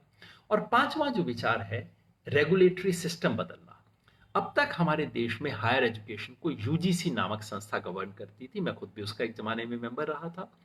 वो संस्था वही कॉलेज यूनिवर्सिटी को रिकॉग्नाइज करने का भी काम करती है, वही उनको फंडिंग भी देती है, वही संस्था बताती है तुम क्या कोर्स पढ़ा सकते हो, क्या नहीं पढ़ा सकते, डिग्री लेने के लिए क्या रिक्वायरमेंट होगा। अब सरकार ये कह रही है, नई शिक्षा नीति कहती है कि इसको बदलना चाहिए। ये काम अलग अलग एजेंसीज को आप सौंप दीजिए। एक नेशनल हायर एजुकेशन काउंसिल बनेगी जो कि रेगुलेटरी बॉडी होगी। फंडिंग करने का काम एक दूसरी संस्था करेगी। स्टैंडर्ड सेटअप करने का काम एक तीसरी संस्था करेगी। 4 अलग अलग बोर्ड बनेंगे। ये अच्छा विचार है, नया विचार नहीं है। सन 2006 में शायद प्रोफेसर यशपाल के नेतृत्व में एक कमेटी बनी थी हायर एजुकेशन पे विचार करने के लिए। उस कमेटी ने सब सुझाव दिए थे, ये नए विचार नहीं है। लेकिन पिछली सरकारें हिम्मत नहीं कर पाई इसे लागू करने की। क्या इस बार लागू होगा?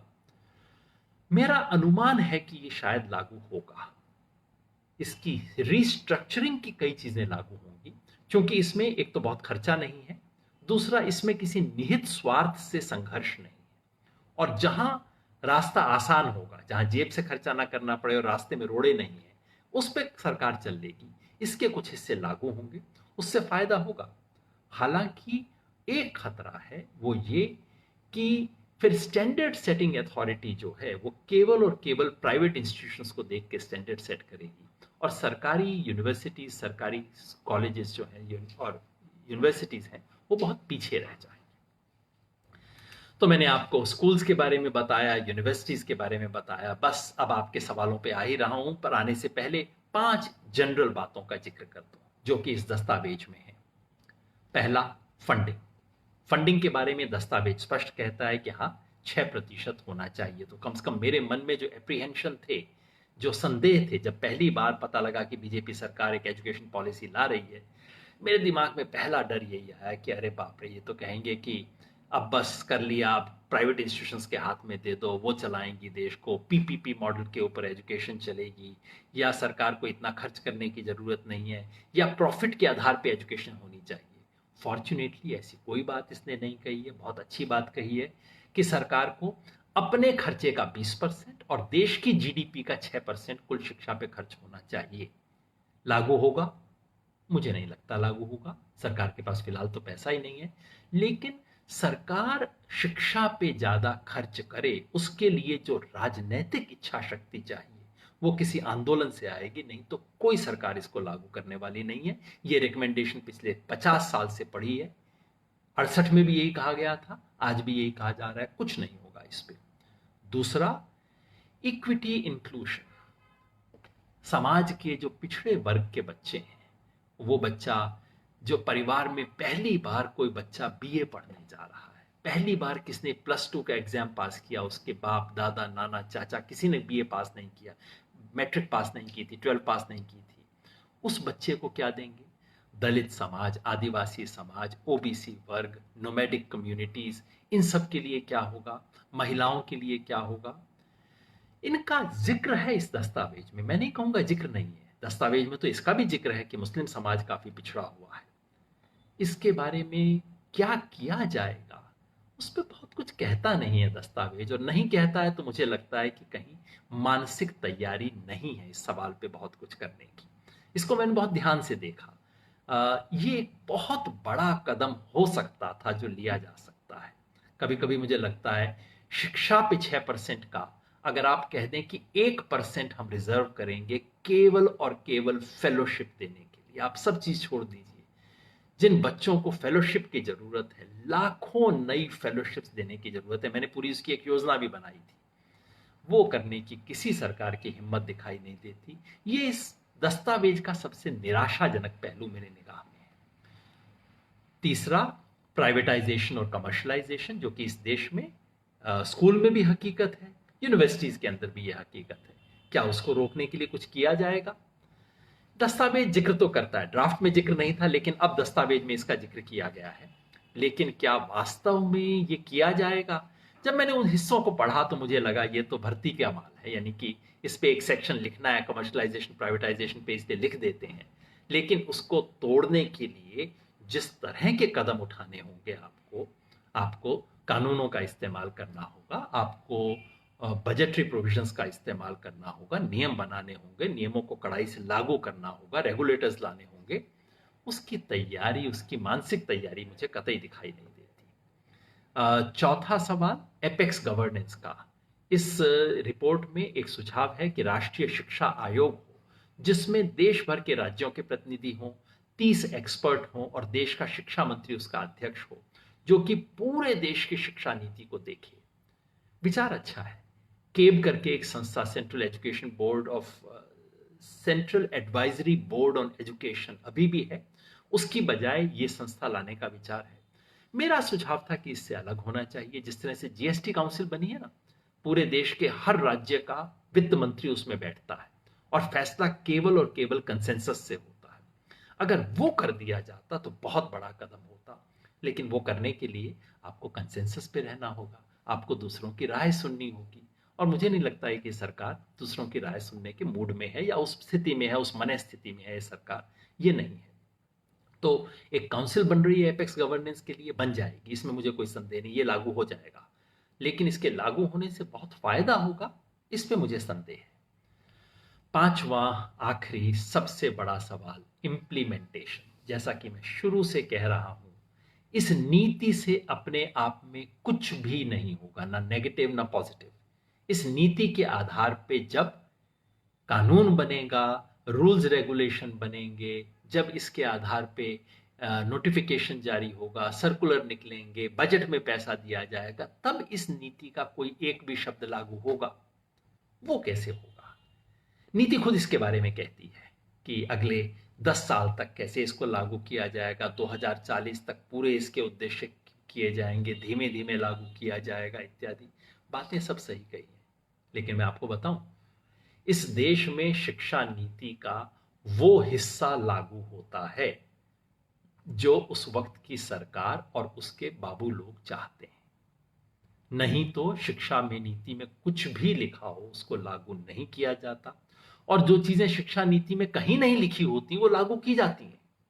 ये कांग्रेस के जमाने में होता था, धड़ल्ले से होता था, और मुझे कहीं डर है, आज भी डर है कि होगा यही।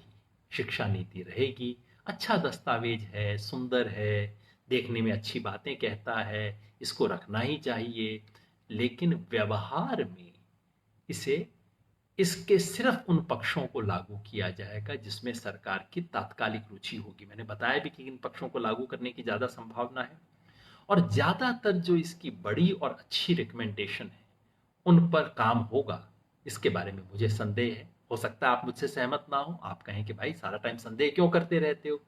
इसलिए मेरा सुझाव है कि जिन 10 चीज़ों की हमने चर्चा की, प्राइमरी एजुकेशन और हायर एजुकेशन में, स्कूल में और हायर एजुकेशन में, सब में मैंने बताया कि आप फला फला चीज़ों से जांच कर लीजिएगा। लागू करने के लिए ये करना पड़ेगा, आप देख लेना क्या आरटीई में अमेंडमेंट होता है, क्या मिड डे मील स्कीम के साथ ब्रेकफास्ट के लिए पैसा दिया जाता है, क्या सीसीई ईसीई स्कीम को लागू करने के लिए आंगनबाड़ी में नए वर्कर की अपॉइंटमेंट के बजट के अंदर प्रावधान किया जाता है, क्या बीएड के दुकानों को बंद करने के लिए सरकार का सर्कुलर आता है, क्या सरकार कहती है कि हम पैरा टीचर्स सस्ते 5,000 10,000 रुपए वाले टीचर अपॉइंट करने कल से बंद करेंगे, क्या सरकार इन बड़े बड़े शिक्षा की दुकानों के खिलाफ खड़ी होने की हिम्मत दिखाती है, क्या सरकार अंग्रेजी के एक भी स्कूल को बंद करने की हिम्मत दिखा सकती है, अंग्रेजी मीडियम स्कूलों को भारतीय भाषा के मीडियम बनाने की हिम्मत दिखाएगी, क्या सरकार बनी हुई जो एक सिंगल डिसिप्लिन यूनिवर्सिटीज हैं उनको मल्टी डिसिप्लिनरी यूनिवर्सिटी बनाने का प्रयास करेगी, उसके बारे में कोई कदम उठाएगी,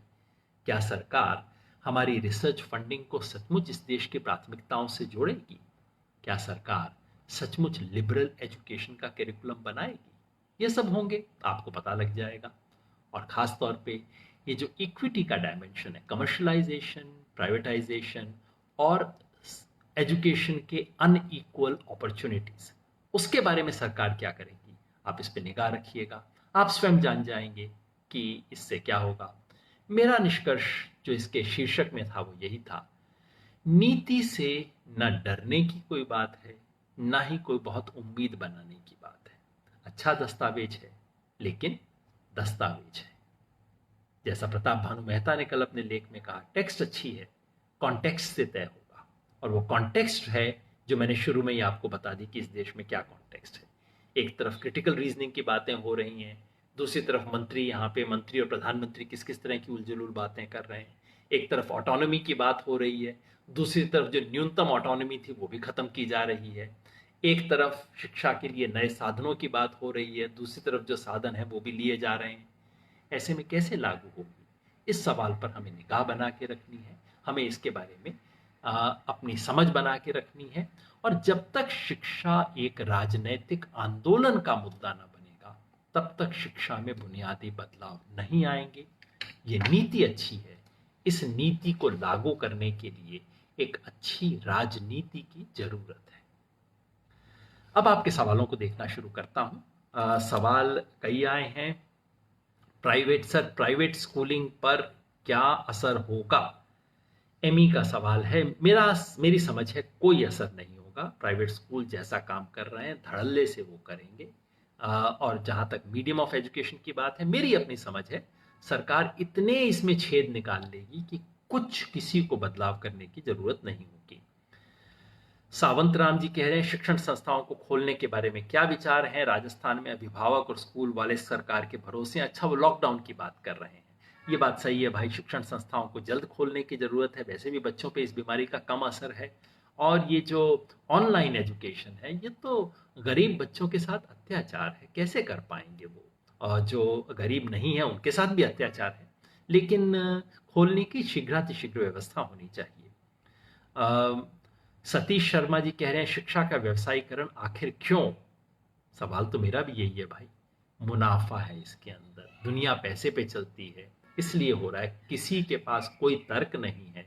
कहा जाता है कि शिक्षा प्राइवेटाइजेशन करने से रिसोर्सेज बढ़ेंगे, हर जगह शिक्षा पहुंचेगी, पहुंचती है, लेकिन साथ में शिक्षा एक कमोडिटी बन जाती है, एक बिकाऊ माल बन जाता है।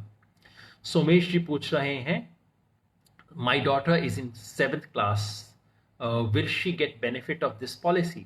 सोमेश भाई, एक आधा बेनिफिट शायद हो सकता है। वो ये कि जब तक वो 9वीं कक्षा में पहुंचेगी तब तक शायद 9वीं कक्षा का सिलेबस 9वीं 10वीं 11वीं का में थोड़ा फ्लेक्सिबिलिटी दे दी जाए, यानी कि उसको केवल कॉमर्स, केवल आर्ट्स, केवल साइंस ना पढ़नी पड़े, उसको मिक्स करने की सुविधा मिल जाएगी। ये तो फायदा हो सकता है। उसके अलावा क्या फायदा होगा मुझे अभी स्पष्ट नहीं है। मेरे ख्याल से जो नई टेक्स्ट बुक बन रही हैं, वो टेक्स्ट बुक मेरी अपनी समझ है कि इससे पुरानी जो टेक्स्ट बुक थी उनसे ज़्यादा बुरी हो सकती हैं।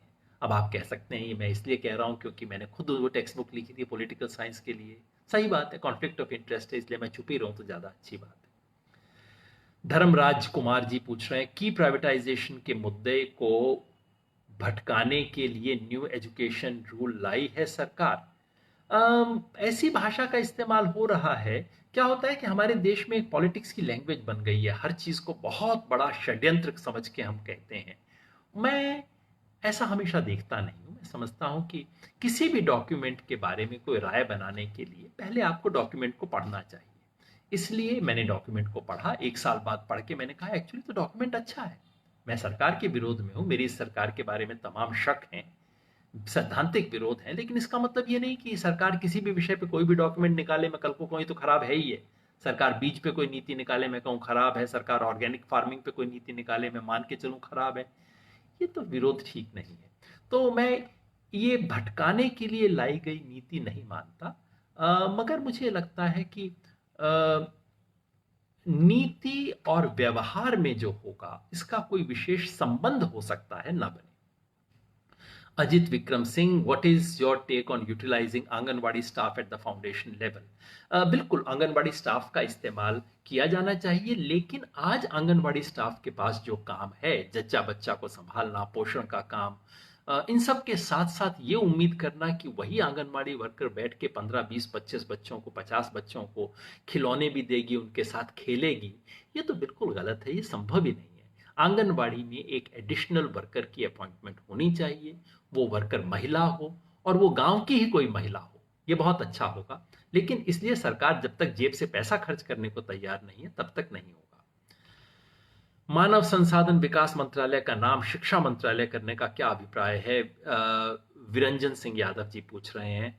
भाई ना तो कोई लाभ है ना हानि है। वैसे मैं बताऊं, शिक्षा मंत्रालय अच्छा नाम है, पता नहीं क्यों ये मानव संसाधन। हमारी बीमारी ये है कि जो पश्चिम में यूरोप के कुछ लोगों ने, कुछ देशों ने अपने एजुकेशन को ह्यूमन रिसोर्स कहना शुरू कर दिया था, तो हम भी तो मतलब लकीर के फकीर, अंग्रेजों के गुलाम अभी भी हैं। उन्होंने कर दिया, हमने भी ह्यूमन रिसोर्स डेवलपमेंट इसका नाम रख दिया, और बड़ा ये 80s के जमाने में हुआ था, कांग्रेस राजीव गांधी के जमाने में।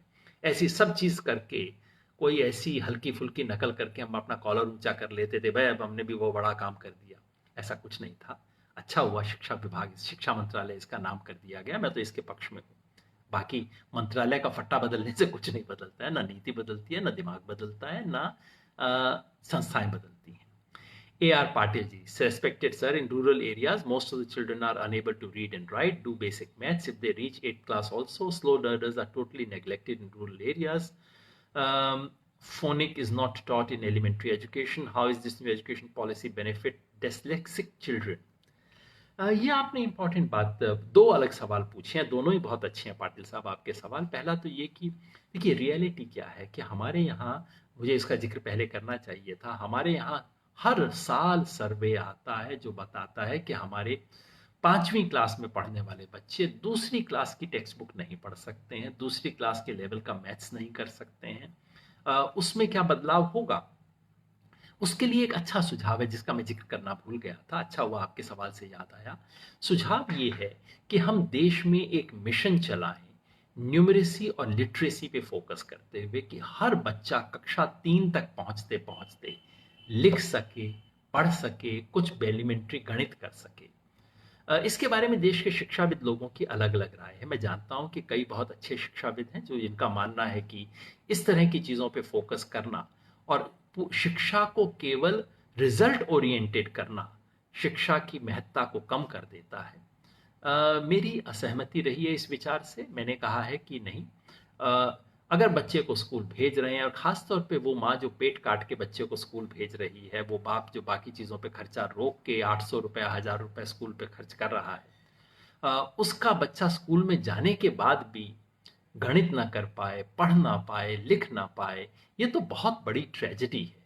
इसलिए हमें इसको बदलना चाहिए और इसके जांच की कोई व्यवस्था होनी चाहिए। इसके लिए टेस्ट होने चाहिए, और टेस्ट का मतलब बच्चे के टेस्ट नहीं, स्कूल का टेस्ट होना चाहिए कि स्कूल के बच्चों को किस लेवल तक पहुंचे हैं। और इसके लिए अगर सरकार ऐसा कोई मिशन चलाती है, एक अर्थशास्त्री हैं कार्तिक मुरलीधरन, उन्होंने सुझाव दिया है कि हमें देश में स्कूली शिक्षा में सब कुछ छोड़ छाड़ के बस 2 साल सिर्फ एक काम करना चाहिए कि तीसरी क्लास तक के हर बच्चे को बिल्कुल एलिमेंट्री न्यूमरेसी लिटरेसी केवल ये करवा दें। मुझे उनके सुझाव में काफ़ी सही बात नज़र आती रही है और मुझे लगता है कि वैसा कुछ करना चाहिए। नहीं तो उसके बाद आप जितना पैसा शिक्षा में डाल लीजिए सब कुएं में जाता है, क्योंकि जिस बच्चे को जो पढ़ नहीं सकता वो बच्चा आगे जाके क्या करेगा। इसके लिए इस नीति में उस पर फोकस किया गया है और अगर इस पे एक ऑपरेशनल प्रोग्राम बनता है तो उससे देश को बहुत फायदा होगा, उसका मैं समर्थन करता हूँ। डिसलेक्सिक बच्चे, जो स्पेशल रिक्वायरमेंट वाले बच्चे होते हैं, डिसलेक्सिस वो जो कि जिन्हें भाषा पढ़ने में शब्दों का अनुक्रम समझने में दिक्कत आती है, इसी तरह की स्पेशल नीड्स वाले बहुत बच्चे हैं। स्पेशल नीड्स के बारे में इसमें लिखा गया है इस डॉक्यूमेंट के अंदर, डॉक्यूमेंट चुप नहीं है, लेकिन उसके बारे में कोई ठोस नीति नहीं है, ऐसा मुझे महसूस हुआ। लेकिन इसमें होना चाहिए। मुझे अभी वो नीति दिखाई नहीं दी, आप ठीक कह रहे हैं। वैसे फिजिकली डिसएडवांटेज जो बच्चे हैं, डिसेबल्ड हैं, उनके बारे में इस नीति में काफ़ी अच्छी बातें लिखी गई। मैं अपने इनिशियल स्टेटमेंट में उस बात को नहीं ला पाया था। विजय रंजन सिंह जी, शिक्षा का माध्यम लागू हो पाएगा, अंग्रेजी का जो गोरख धंधा है बंद हो जाएगा? कतई बंद नहीं होगा विजय रंजन जी, आप भी यही हैं, मैं भी यही हूँ। 5 साल बाद बात कर लेंगे, पता लग जाएगा कितना बंद हुआ।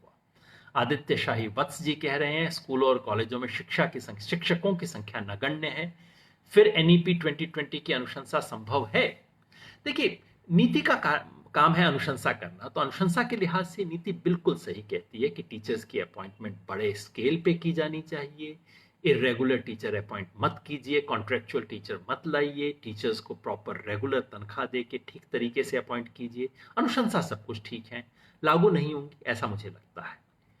अजीत विक्रम सिंह जी कह रहे हैं adding vocational subjects from class 6 will not increase cost. Cost की चिंता नहीं करनी चाहिए अजीत भाई, ये जो वोकेशनल शिक्षा देना अपने आप में अच्छा विचार है, मगर ये जो मैं आपको बताता हूँ, मैं खुद इसका शिकार हूँ भाई। हमारे ज़माने में गांधी जी की बुनियादी तालीम से प्रभावित होकर राजस्थान सरकार ने नीति बना रखी थी कि सब बच्चे वोकेशनल एजुकेशन करेंगे। साहब, तो हमारे जिम्मे आया खेती बाड़ी हमें पढ़ाई जाती थी। कक्षा 6 से 8 तक मुझे खेती बाड़ी पढ़ाई गई।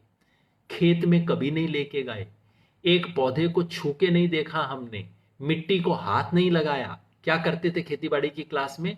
खुरपी का चित्र बनाओ, रबी की फसल किस मौसम में होती है उसको याद करो, खरीफ की फसल, रबी खरीफ का मतलब पता नहीं था क्योंकि शहर में रहते थे उस टाइम। तो हम मेरे ख्याल में इसका ऐसा ही कोई फलूदा बना देंगे, इससे कुछ नहीं निकलेगा। होना चाहिए, बड़ी इंपॉर्टेंट बात है।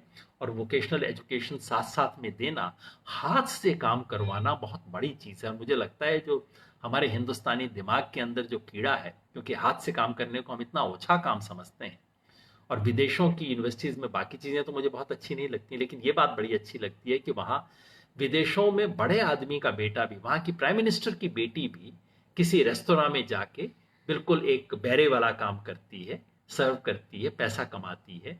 और मेरे को हमेशा लगता है कि हिंदुस्तान के हर बच्चे को एक बार उसके हाथ से बर्तन साफ करवाए जाए, उससे झाड़ू लगवाई जाए और रेस्टोरेंट में बैरे का काम करे, तो उसका दिमाग सुधर जाएगा और जाति व्यवस्था का जो संस्कार हमारा है वो भी थोड़ा सा कम होगा। लेकिन इसकी तैयारी मुझे तो कहीं दिखाई नहीं देती है। Ashwin Iyer, why have we still enslaved ourselves intellectually by adopting the same Western clothes? HR policy in every corporation in India makes it mandatory for men to wear only formal clothes. Same Western clothing is practiced in schools as well. Why not kurta for boys in school? Ashwin भाई, वैसे तो आप जानते हैं मैं खुद जिसे आप हिंदुस्तानी कपड़े कह रहे हैं वो पहनता हूँ, और मैं तो इसलिए पहनता हूँ कि सबसे ज़्यादा सुविधा है भाई। इस देश के कपड़े इस देश के माहौल के लिए बने हैं, कोई बहुत राष्ट्रीयता और देशभक्ति और इस तरह के स्टेटमेंट के लिए नहीं। मैं तो इसलिए पहनता हूँ कि हमारे कपड़े हमारे माहौल के लिए बने हैं और बड़े सुंदर कपड़े हैं। मेरी अपनी बात आप पूछें तो स्कूल में यूनिफॉर्म होनी ही नहीं चाहिए। यूनिफॉर्म का विचार आया तो इसलिए था कि बच्चों में अलग अलग ये ना रहे कि भाई कोई बच्चा ऊंचे लेवल का है, कोई बच्चा नीचे के लेवल का है। लेकिन ये स्कूल की यूनिफॉर्म, और यूनिफॉर्म में भी जैसे आपने देखा होगा, लड़कियों के लिए भारतीय ड्रेस होती है आमतौर पे, लड़कों के लिए अंग्रेजी ड्रेस होती है। ये चीज़ें मुझे तो कभी समझ नहीं आई। बेहतर हो अगर भारतीयकरण शिक्षा का करना है, उसकी शुरुआत कपड़ों से मत कीजिए, उसकी शुरुआत दिमाग से कीजिए। अमित प्रधान जी कहते हैं, अपने गांधीवादी उत्स में आप क्यों अपनी शक्ति लेफ्ट की आलोचना में खर्च करते हैं? दुर्भाग्यवश लेफ्ट जमीन पर है ही नहीं। आपकी बात बहुत महत्वपूर्ण है, लेकिन आपकी ऊर्जा लेफ्ट और कांग्रेस के लिए खर्च नहीं होनी चाहिए। आपसे कोई असहमति नहीं है। हाँ, आपसे इससे ज्यादा की उम्मीद थी। अमित भाई, मुझे लगता है कि अर्ध सत्य नहीं बोला जाना चाहिए। अब मैं कहूं कि भारतीय जनता पार्टी ने इस देश की तमाम शिक्षण संस्थाओं की ऑटोनॉमी को ध्वस्त कर दिया है, और ये कहते वक्त मैं इस बात को भूल जाऊं कि कांग्रेस ने शिक्षण व्यवस्था के साथ क्या किया था, और इसका जिक्र न करूं कि सीपीएम ने वेस्ट बंगाल में शिक्षण व्यवस्था का क्या किया था, तो क्यों पलट के बोलेगा ना कि भाई साहब आपको आधी बातें याद नजर आती हैं, आपको सिर्फ यही दिखता है कि बीजेपी ने आके किया, इससे पहले क्या हो रहा था। मुझे लगता है कि हम में से जो लोग इस समाज देश के बारे में टिप्पणी करते हैं, उनकी जिम्मेवारी बनती है कि वो सच को अपनी समग्रता में रखें, और अगर उसको समग्रता में रखते वक्त उसके लपेट में दूसरे लोग आते हैं तो उन्हें बचाना मेरी जिम्मेवारी नहीं है। सच ये है, चूंकि आपने पूछ ही लिया, कि वेस्ट बंगाल में 34 साल तक लेफ्ट फ्रंट का राज था। लेफ्ट फ्रंट ने पश्चिम बंगाल में, केरल में लेफ्ट फ्रंट और नॉन लेफ्ट फ्रंट दोनों सरकारों ने शिक्षा का बहुत शानदार काम किया, प्राइमरी शिक्षा के लिए कम से कम। लेकिन लेफ्ट फ्रंट की सरकार में न तो पश्चिम बंगाल की स्कूली शिक्षा बहुत अच्छी हुई, पश्चिम बंगाल की स्कूली शिक्षा देश के बॉटम पे थी जब रैंकिंग पे, जब लेफ्ट फ्रंट सरकार थी, आज भी बॉटम पे ही है। और यूनिवर्सिटी एजुकेशन में चुन चुन के लेफ्ट फ्रंट ने वही किया जो बीजेपी आज कर रही है, चमचों को भर्ती किया, पार्टी के कैडर को भर्ती किया, वाइस चांसलर ऐसे लोगों को बनाया जो कि लेक्चरर तक बनने के काबिल नहीं थे। इस सच को बोलने से अगर हम गुरेज करेंगे तो फिर हम किस मुंह से बीजेपी की आलोचना करेंगे, किस मुंह से कहेंगे कि आज बीजेपी जो कर रही है वो गलत है। मैं समझता हूं, कम से कम मैंने अपनी जो वैचारिक शिक्षा हुई उसमें यही सीखा कि सच को समग्रता में बोल सकने का साहस और संकल्प होना चाहिए। आपको मेरी बात चोट पहुंची है, मैं खेद व्यक्त कर सकता हूं, लेकिन जो बात कही है मैंने गलत नहीं कही है। अगर गलत हो आप जरूर कहिए, एक और प्रश्न पूछिए, मैं फिर जवाब दे दूंगा। शिक्षा की भूख को नजरअंदाज करना, हथियार खरीदना आपको बुरा क्यों नहीं लगता है? भाई बुरा लगता है, मैंने कब कहा बुरा नहीं लगता? मैंने जब कहा कि शिक्षा के लिए सरकारों के पास पैसा नहीं है, शायद मुझे ये कहना चाहिए था कि सरकारों के पास तमाम दूसरी चीज़ों के लिए पैसा है। और हथियार खरीदे इस देश, पिछले से पिछले साल भारत दुनिया का नंबर 2 का हथियार खरीदने वाला देश था। ये कोई गर्व की बात नहीं है, ये तो बहुत दुख की बात है कि हम हथियार खरीदने में पूरी दुनिया में इतना आगे हैं। और मेरी दृष्टि में खूबसूरत दुनिया और देश तब होगा जब मैं हथियार और फौज पे खर्च ना करना पड़े। लेकिन साथ में राष्ट्रीय सुरक्षा एक वाजिब सवाल है। आप ये नहीं कह सकते कि राष्ट्रीय सुरक्षा पे खर्च ना हो। और इस वक्त चीन के बॉर्डर पे जो हो रहा है वो देखने के बाद मैं कह दूं कि अब आप सुरक्षा पे खर्च खत्म कर दीजिए, ये कम से कम मेरे लिए संभव नहीं है। मेरी उम्मीद रहेगी कि स्थिति ऐसी बने जहां ये कहा जा सके, मेरे आदर्श देश में ये हम हथियारों पे खर्च नहीं करेंगे। मैं तो खुद कहा, एक पनडुब्बी में जितना खर्च होता है उससे इस देश के हजारों स्कूल बेहतर बनाए जा सकते हैं। विनोद सिंह यादव जी, नेम चेंज कर देने से क्या होगा श्रीमान जी? हमें अपनी गुणवत्ता को इफेक्टिव करना चाहिए। मैं एकदम सहमत हूं सर आपसे। विरंजन सिंह जी, 4 साल या 14 साल का बीएड हो, जब तक ये दुकानें चलेंगी गधे पैदा होंगे, शिक्षक नहीं है। गधे तो मत कहिए विरंजन जी, उनका क्या दोष है जिन्हें शिक्षा ठीक से नहीं मिलती, डिग्री, वो भी शिकार हैं इस व्यवस्था के। लेकिन ये बिल्कुल सही बात है, ये जो दुकानें हैं इन दुकानों को खत्म करना होगा, और इस दुकानों को रोकने की इच्छा शक्ति, संकल्प, साहस मुझे दिखाई नहीं देता। डॉक्टर सुनीलम कह रहे हैं सर्वोच्च न्यायालय केवल अंग्रेजी में क्यों? वो सही बात है डॉक्टर साहब, आप का सवाल बिल्कुल सही है, केवल अंग्रेजी में क्यों हो। मैं तो समझता हूँ कम से कम 8वीं शेड्यूल में जो 22 भाषाएं लिखी हैं उन 22 की 22 भाषाओं में अनुमति होनी चाहिए। और क्या है, सुप्रीम कोर्ट 100 लोगों को नौकरी दे दे कि भाई अगर कोई मणिपुरी के अंदर लिखता है, कोई अगर बंगाली में अपनी एप्लीकेशन देता है, तमिल में देता है, उसका अनुवाद कर दिया जाएगा। ये बहुभाषीय देश है। ये प्रश्न पूछना कि कौन सी एक भाषा होनी चाहिए, प्रश्न ही गलत है, मैं तो बार बार कहता हूं। रंजन सिंह, जिस बच्चे माता पिता को अंग्रेजी नहीं आती वह किस विद्यालय में पढ़ेंगे? आज की तारीख में तो भैया पढ़ तो किसी भी विद्यालय में दें, आप पैसा तो दे के पढ़ सकते हैं, लेकिन अगर आप बच्चे के लिए वो माहौल नहीं दे पाते तो बच्चे की गुणवत्ता में तो असर पड़ता है। मनोज जोशी कह रहे हैं आज थोड़ा सही बोल रहा है भाई, हिंदी की हिंदी जो कि मदर टंग है भी जरूरी है, जो पूरे देश में एक ऑप्शनल भाषा के रूप में लागू होनी चाहिए।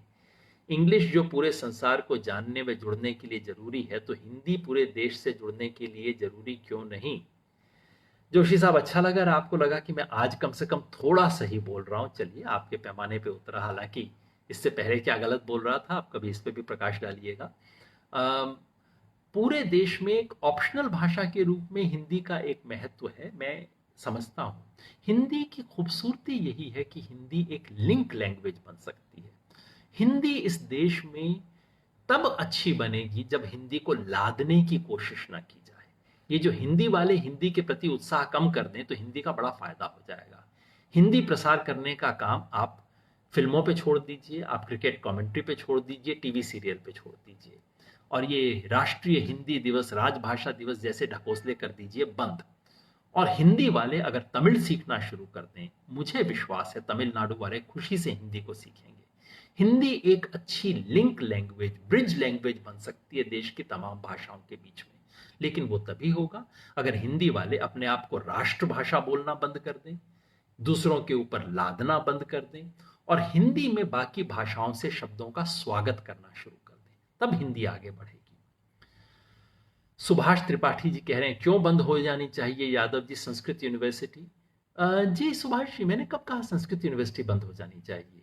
देश में उर्दू यूनिवर्सिटी भी है, संस्कृत यूनिवर्सिटी भी है, देश में हम्पी में कन्नड़ की यूनिवर्सिटी है, पंजाब पटियाला में पंजाबी यूनिवर्सिटी है, ये सब होनी चाहिए। जो राष्ट्रीय शिक्षा नीति का सुझाव है वो ये है कि एक यूनिवर्सिटी केवल एक विषय पर फोकस ना हो। जो पंजाबी यूनिवर्सिटी पटियाला है वो केवल पंजाबी भाषा नहीं सिखाती, वो पंजाबी भाषा के जरिए आपको फिजिक्स केमिस्ट्री भी सिखाती है, बाकी सब विषय भी सिखाती है। और जहां तक मैं जानता हूं संस्कृत यूनिवर्सिटी बनारस जो है वो मानविकी भी पढ़ाती है, वो समाज विज्ञान भी पढ़ाती है, वो इतिहास भी पढ़ाती है। तो भाषा से मतलब नहीं है, यहाँ मतलब है कि केवल एक विषय की विश्वविद्यालय न बने, केवल इंजीनियरिंग का विश्वविद्यालय ना बने, केवल साइंस का विश्वविद्यालय ना बने। और खास तौर पे मेरे ख्याल में जो अटैक है वो ये कि आजकल ये जो फैशन चल निकला है कि दो चार चीज जिसमें पैसा बनता है सिर्फ उसकी यूनिवर्सिटी बनाई जाए, उसको रोकने का प्रयास है, जो बहुत अच्छी बात है। डॉक्टर गजेंद्र मालवीय कहते हैं what about English medium schools, will they B cooperating with the new mother tongue education medium formula proposed in the new policy? भैया राजेंद्र जी, एक तो गजेंद्र जी, ये कोई नया फॉर्मूला नहीं है, बहुत पुराना फॉर्मूला है। जैसे पुराने फॉर्मूले को आज तक कूड़ेदान में रखा गया, मुझे लगता है इसको भी ड्रॉर के अंदर बंद करके रखा जाएगा। क्या प्राइवेट स्कूल कोऑपरेट करेंगे? बिल्कुल नहीं करेंगे, क्योंकि उनकी तो दुकान ही इस चीज पे चल रही है, और दुकान इस हव्वे पे चल रही है पूरे देश में कि हर बच्चे को इंग्लिश मीडियम में पढ़ाना जरूरी है। इंग्लिश भाषा सिखाना और इंग्लिश मीडियम में पढ़ाना, इन दोनों को घालमेल कर देने पे ही ये सारा धंधा चल रहा है, और इस धंधे को रोकने की ना तो सरकार में हिम्मत है ना ये होगा। इस देश में जो लोग अंग्रेजी बोलते हैं वो इस देश को चलाते हैं, और कोई ऐसी नीति नहीं बन सकती जो कि उनके हित के खिलाफ जाए। दुख की बात है लेकिन कड़वा सच है, मैंने कहा बता दूं। भारतीय जनता पार्टी, भारतीय संस्कृति, राष्ट्रवाद, ऐसी बड़ी बड़ी बातें करती है ना, इनका राष्ट्रवाद की हिम्मत आप देख लेना, पता लग जाएगा अगले कुछ महीने में। अगर आज मैं सबके सामने कहता हूं, खुल के चुनौती देता हूं, अगर आज से 4 साल, आप 2024 तक कह लीजिए सरकार का है, अगर 2024 तक ये सरकार इस शिक्षा नीति को ऐसे लागू करे, मुंबई के स्कूल इंग्लिश मीडियम में हो ना हो मेरे को कोई मतलब नहीं है, ये जो गांव में कुकरमुत्ते की तरह इंग्लिश मीडियम स्कूल उग रहे हैं, ये पूरे देश भर में इंग्लिश मीडियम का जो भूत चल रहा है, अगर ये सरकार अगले 4 साल में इस भूत को कम कर दे, इस देश में आज जितने % इंग्लिश मीडियम स्कूल हैं उसके आधे भी हो जाएं, खत्म तो होने नहीं चाहिए क्योंकि कई लोगों को अंग्रेजी मीडियम की आवश्यकता है, कईयों के लिए ऑलमोस्ट मदर टंग है, उनको तो मिलना ही चाहिए। अगर ये सरकार आधा भी कर दे ना, मैं सैल्यूट करूंगा और इस सरकार को राष्ट्रवादी सरकार मान लूंगा। आप भी यही हैं, मैं भी यही हूं, देखते हैं क्या होता है। उच्च शिक्षा में भारतीय भाषाओं के बारे में सरकार की क्या नीतियां हैं, इस पर आपके क्या विचार हैं अमरजीत भाई? अमरजीत भाई, मेरी अपनी समझ ये है कि उच्च शिक्षा भारतीय भाषाओं में हो सकती है, आराम से हो सकती है। अगर कोरियन लोग, जापानीज लोग, जापान के बड़े बड़े प्रोफेसर से मैं मिला, उन्हें जापान के बड़े से बड़े प्रोफेसर को टूटी फूटी अंग्रेजी आती है, बड़ी मुश्किल से किसी के सहारे वो आपसे बात करता है, लेकिन वो मेडिकल कॉलेज का प्रोफेसर है, साइंटिस्ट है, कंप्यूटर का विशेषज्ञ है। ये जो हिंदुस्तानियों के ठस दिमाग में घुस गया है कि भाई अंग्रेजी नहीं सीखोगे तो तुम विज्ञान नहीं सीख सकते, तुम फिजिक्स नहीं सीख सकते, तुम भविष्य नहीं सीख सकते, ये एकदम ठस दिमागी है, कुछ नहीं है। हम अपनी भाषाओं में हर चीज सीख सकते हैं, लेकिन उसके लिए सरकार को ध्यान देना होगा, सरकार को संस्थान खड़े करने पड़ेंगे, सरकार को उसमें इन्वेस्ट करना पड़ेगा, और इस देश का जो रूलिंग तबका है उसको सर झुकाना होगा। ये तो होता नहीं है। नहीं तो क्यों नहीं हो सकता? अगर जापानीज के अंदर की जा सकती है मेडिकल शिक्षा, तो हिंदी में क्यों नहीं हो सकती, कन्नड़ में क्यों नहीं हो सकती, तमिल में क्यों नहीं हो सकती? संख्या तो कम नहीं है। जितना जर्मन बोलने वाले लोग दुनिया में हैं, उससे ज्यादा तो बंगाली बोलने वाले लोग इस दुनिया में हैं। क्यों नहीं बंगाली में की जा सकती है चीजें? सच ये है, इस सवाल पे इस देश के जो रूलिंग क्लास है उसकी इच्छा रही है कि ये ना हो, क्योंकि जिस दिन इस देश में अंग्रेजी का दबदबा खत्म हो गया, उस दिन इस देश की रूलिंग क्लास का जो सबसे बड़ा औजार है वो उसके हाथ से निकल जाएगा। ये दिक्कत है। तो मेरी मान्यता है कि उच्च शिक्षा में भारतीय भाषाओं में दी जा सकती है, लेकिन केवल भारतीय भाषा में हो इसकी कोई जरूरत नहीं है। मेरी मान्यता है हर भारतीय बच्चे को अंग्रेजी भी सिखाई जानी चाहिए। जो उच्च शिक्षा में आए उसको 6 महीने का क्रैश कोर्स एडिशनल दे दीजिए, भाई तेरे को अंग्रेजी की जहां जरूरत पड़ेगी 6 महीना अंग्रेजी ठीक से सीख लो। भाई यहां से बच्चे रूस जाते हैं सीखने तो वो रशियन नहीं सीखते, जर्मनी जाते हैं तो जर्मन नहीं सीखते। उसी तरह से इनको 6 महीने के लिए अंग्रेजी सिखा दीजिए, ताकि पढ़ने का काम अंग्रेजी में करेंगे, लिखने का काम अपनी भाषाओं में करेंगे। यही हमारे राष्ट्रीय आंदोलन की परंपरा थी। हमारे राष्ट्रीय आंदोलन के तमाम नेता अंग्रेजी पढ़ते थे, आप धड़ल्ले से पढ़ सकते थे। उनमें से 80% केवल और केवल अपनी भाषाओं में लिखते थे। इस परंपरा पे हमें जाना होगा। इससे ये ना सिर्फ समानता के लिए जरूरी है, बल्कि हमारी जो मौलिकता है, हमारी टैलेंट जो है, हमारे देश की क्रिएटिविटी जो फ्लरिश करे, उस सब के लिए इसकी जरूरत है। अंजना दास सील जी पूछ रही हैं, do you really think that flexible curriculum that America is having is very correct and we need to follow it? Why do you think it is possible in country like India with vast population? Anjana ji, I think it is a good idea to provide flexibility in higher education. The idea that in order to do higher education studies, you have to narrowly focus only in one discipline and all your courses should come from that discipline, I think is a very bad idea. We have produced very good doctors, but we have produced very bad educated people, very good engineers, but people who know very little about our country. So we need to educate. So comprehensive education is a very good idea. If it comes from America, so be it. Is it possible in a country with vast population? Vast population से इसका मतलब क्या है जी? आप in fact जहां vast population हो वहां तो डाइवर्स ऑप्शंस ऑफर करना और आसान होना चाहिए। जितनी बड़ी मार्केट होगी उतने प्रोडक्ट्स उसमें आ सकते हैं। You are against English in school level, but think that higher education should be like America. Why then America cannot run all its systems with their own children educated in their system? Anjana ji, एक तो I think I failed to communicate absolutely elementary thing to you. मैं आपसे फिर अनुरोध करता हूँ, आप सबको कहता हूँ, हाथ जोड़ के कहता हूँ, भाई मेरी एक बात सुन लो, बाकी तो आपने नहीं सुनी 1 घंटे से, एक बात तो समझ लीजिए। You are against English in school level, I am not. भाई मैं कह रहा हूं अंग्रेजी पढ़ाइए, कक्षा 2 के बच्चे को पढ़ाइए, कक्षा 3 से पढ़ाइए, अंग्रेजी सिखाइए। I am against English as a medium of instruction for a child whose mother, whose friends, whose teacher do not know English. सही बात है कि नहीं है? क्यों समझ नहीं आती? आप सब समझदार लोग हैं, मैं इतनी बार ये बात कह चुका हूं, क्यों इतनी एलिमेंट्री बात हमें समझ नहीं आती? आप ही सोचिए अंजना जी, और सब साथियों को अगली बार मेरे से कोई कहे आप इंग्लिश को अपोज कर रहे हो, मैं उसको कहूंगा भाई थोड़ा सा तो आप भी अपने दिमाग पे जोर डालो ना, सारा सोचने का काम मेरे सर पे क्यों डाल रहे हो?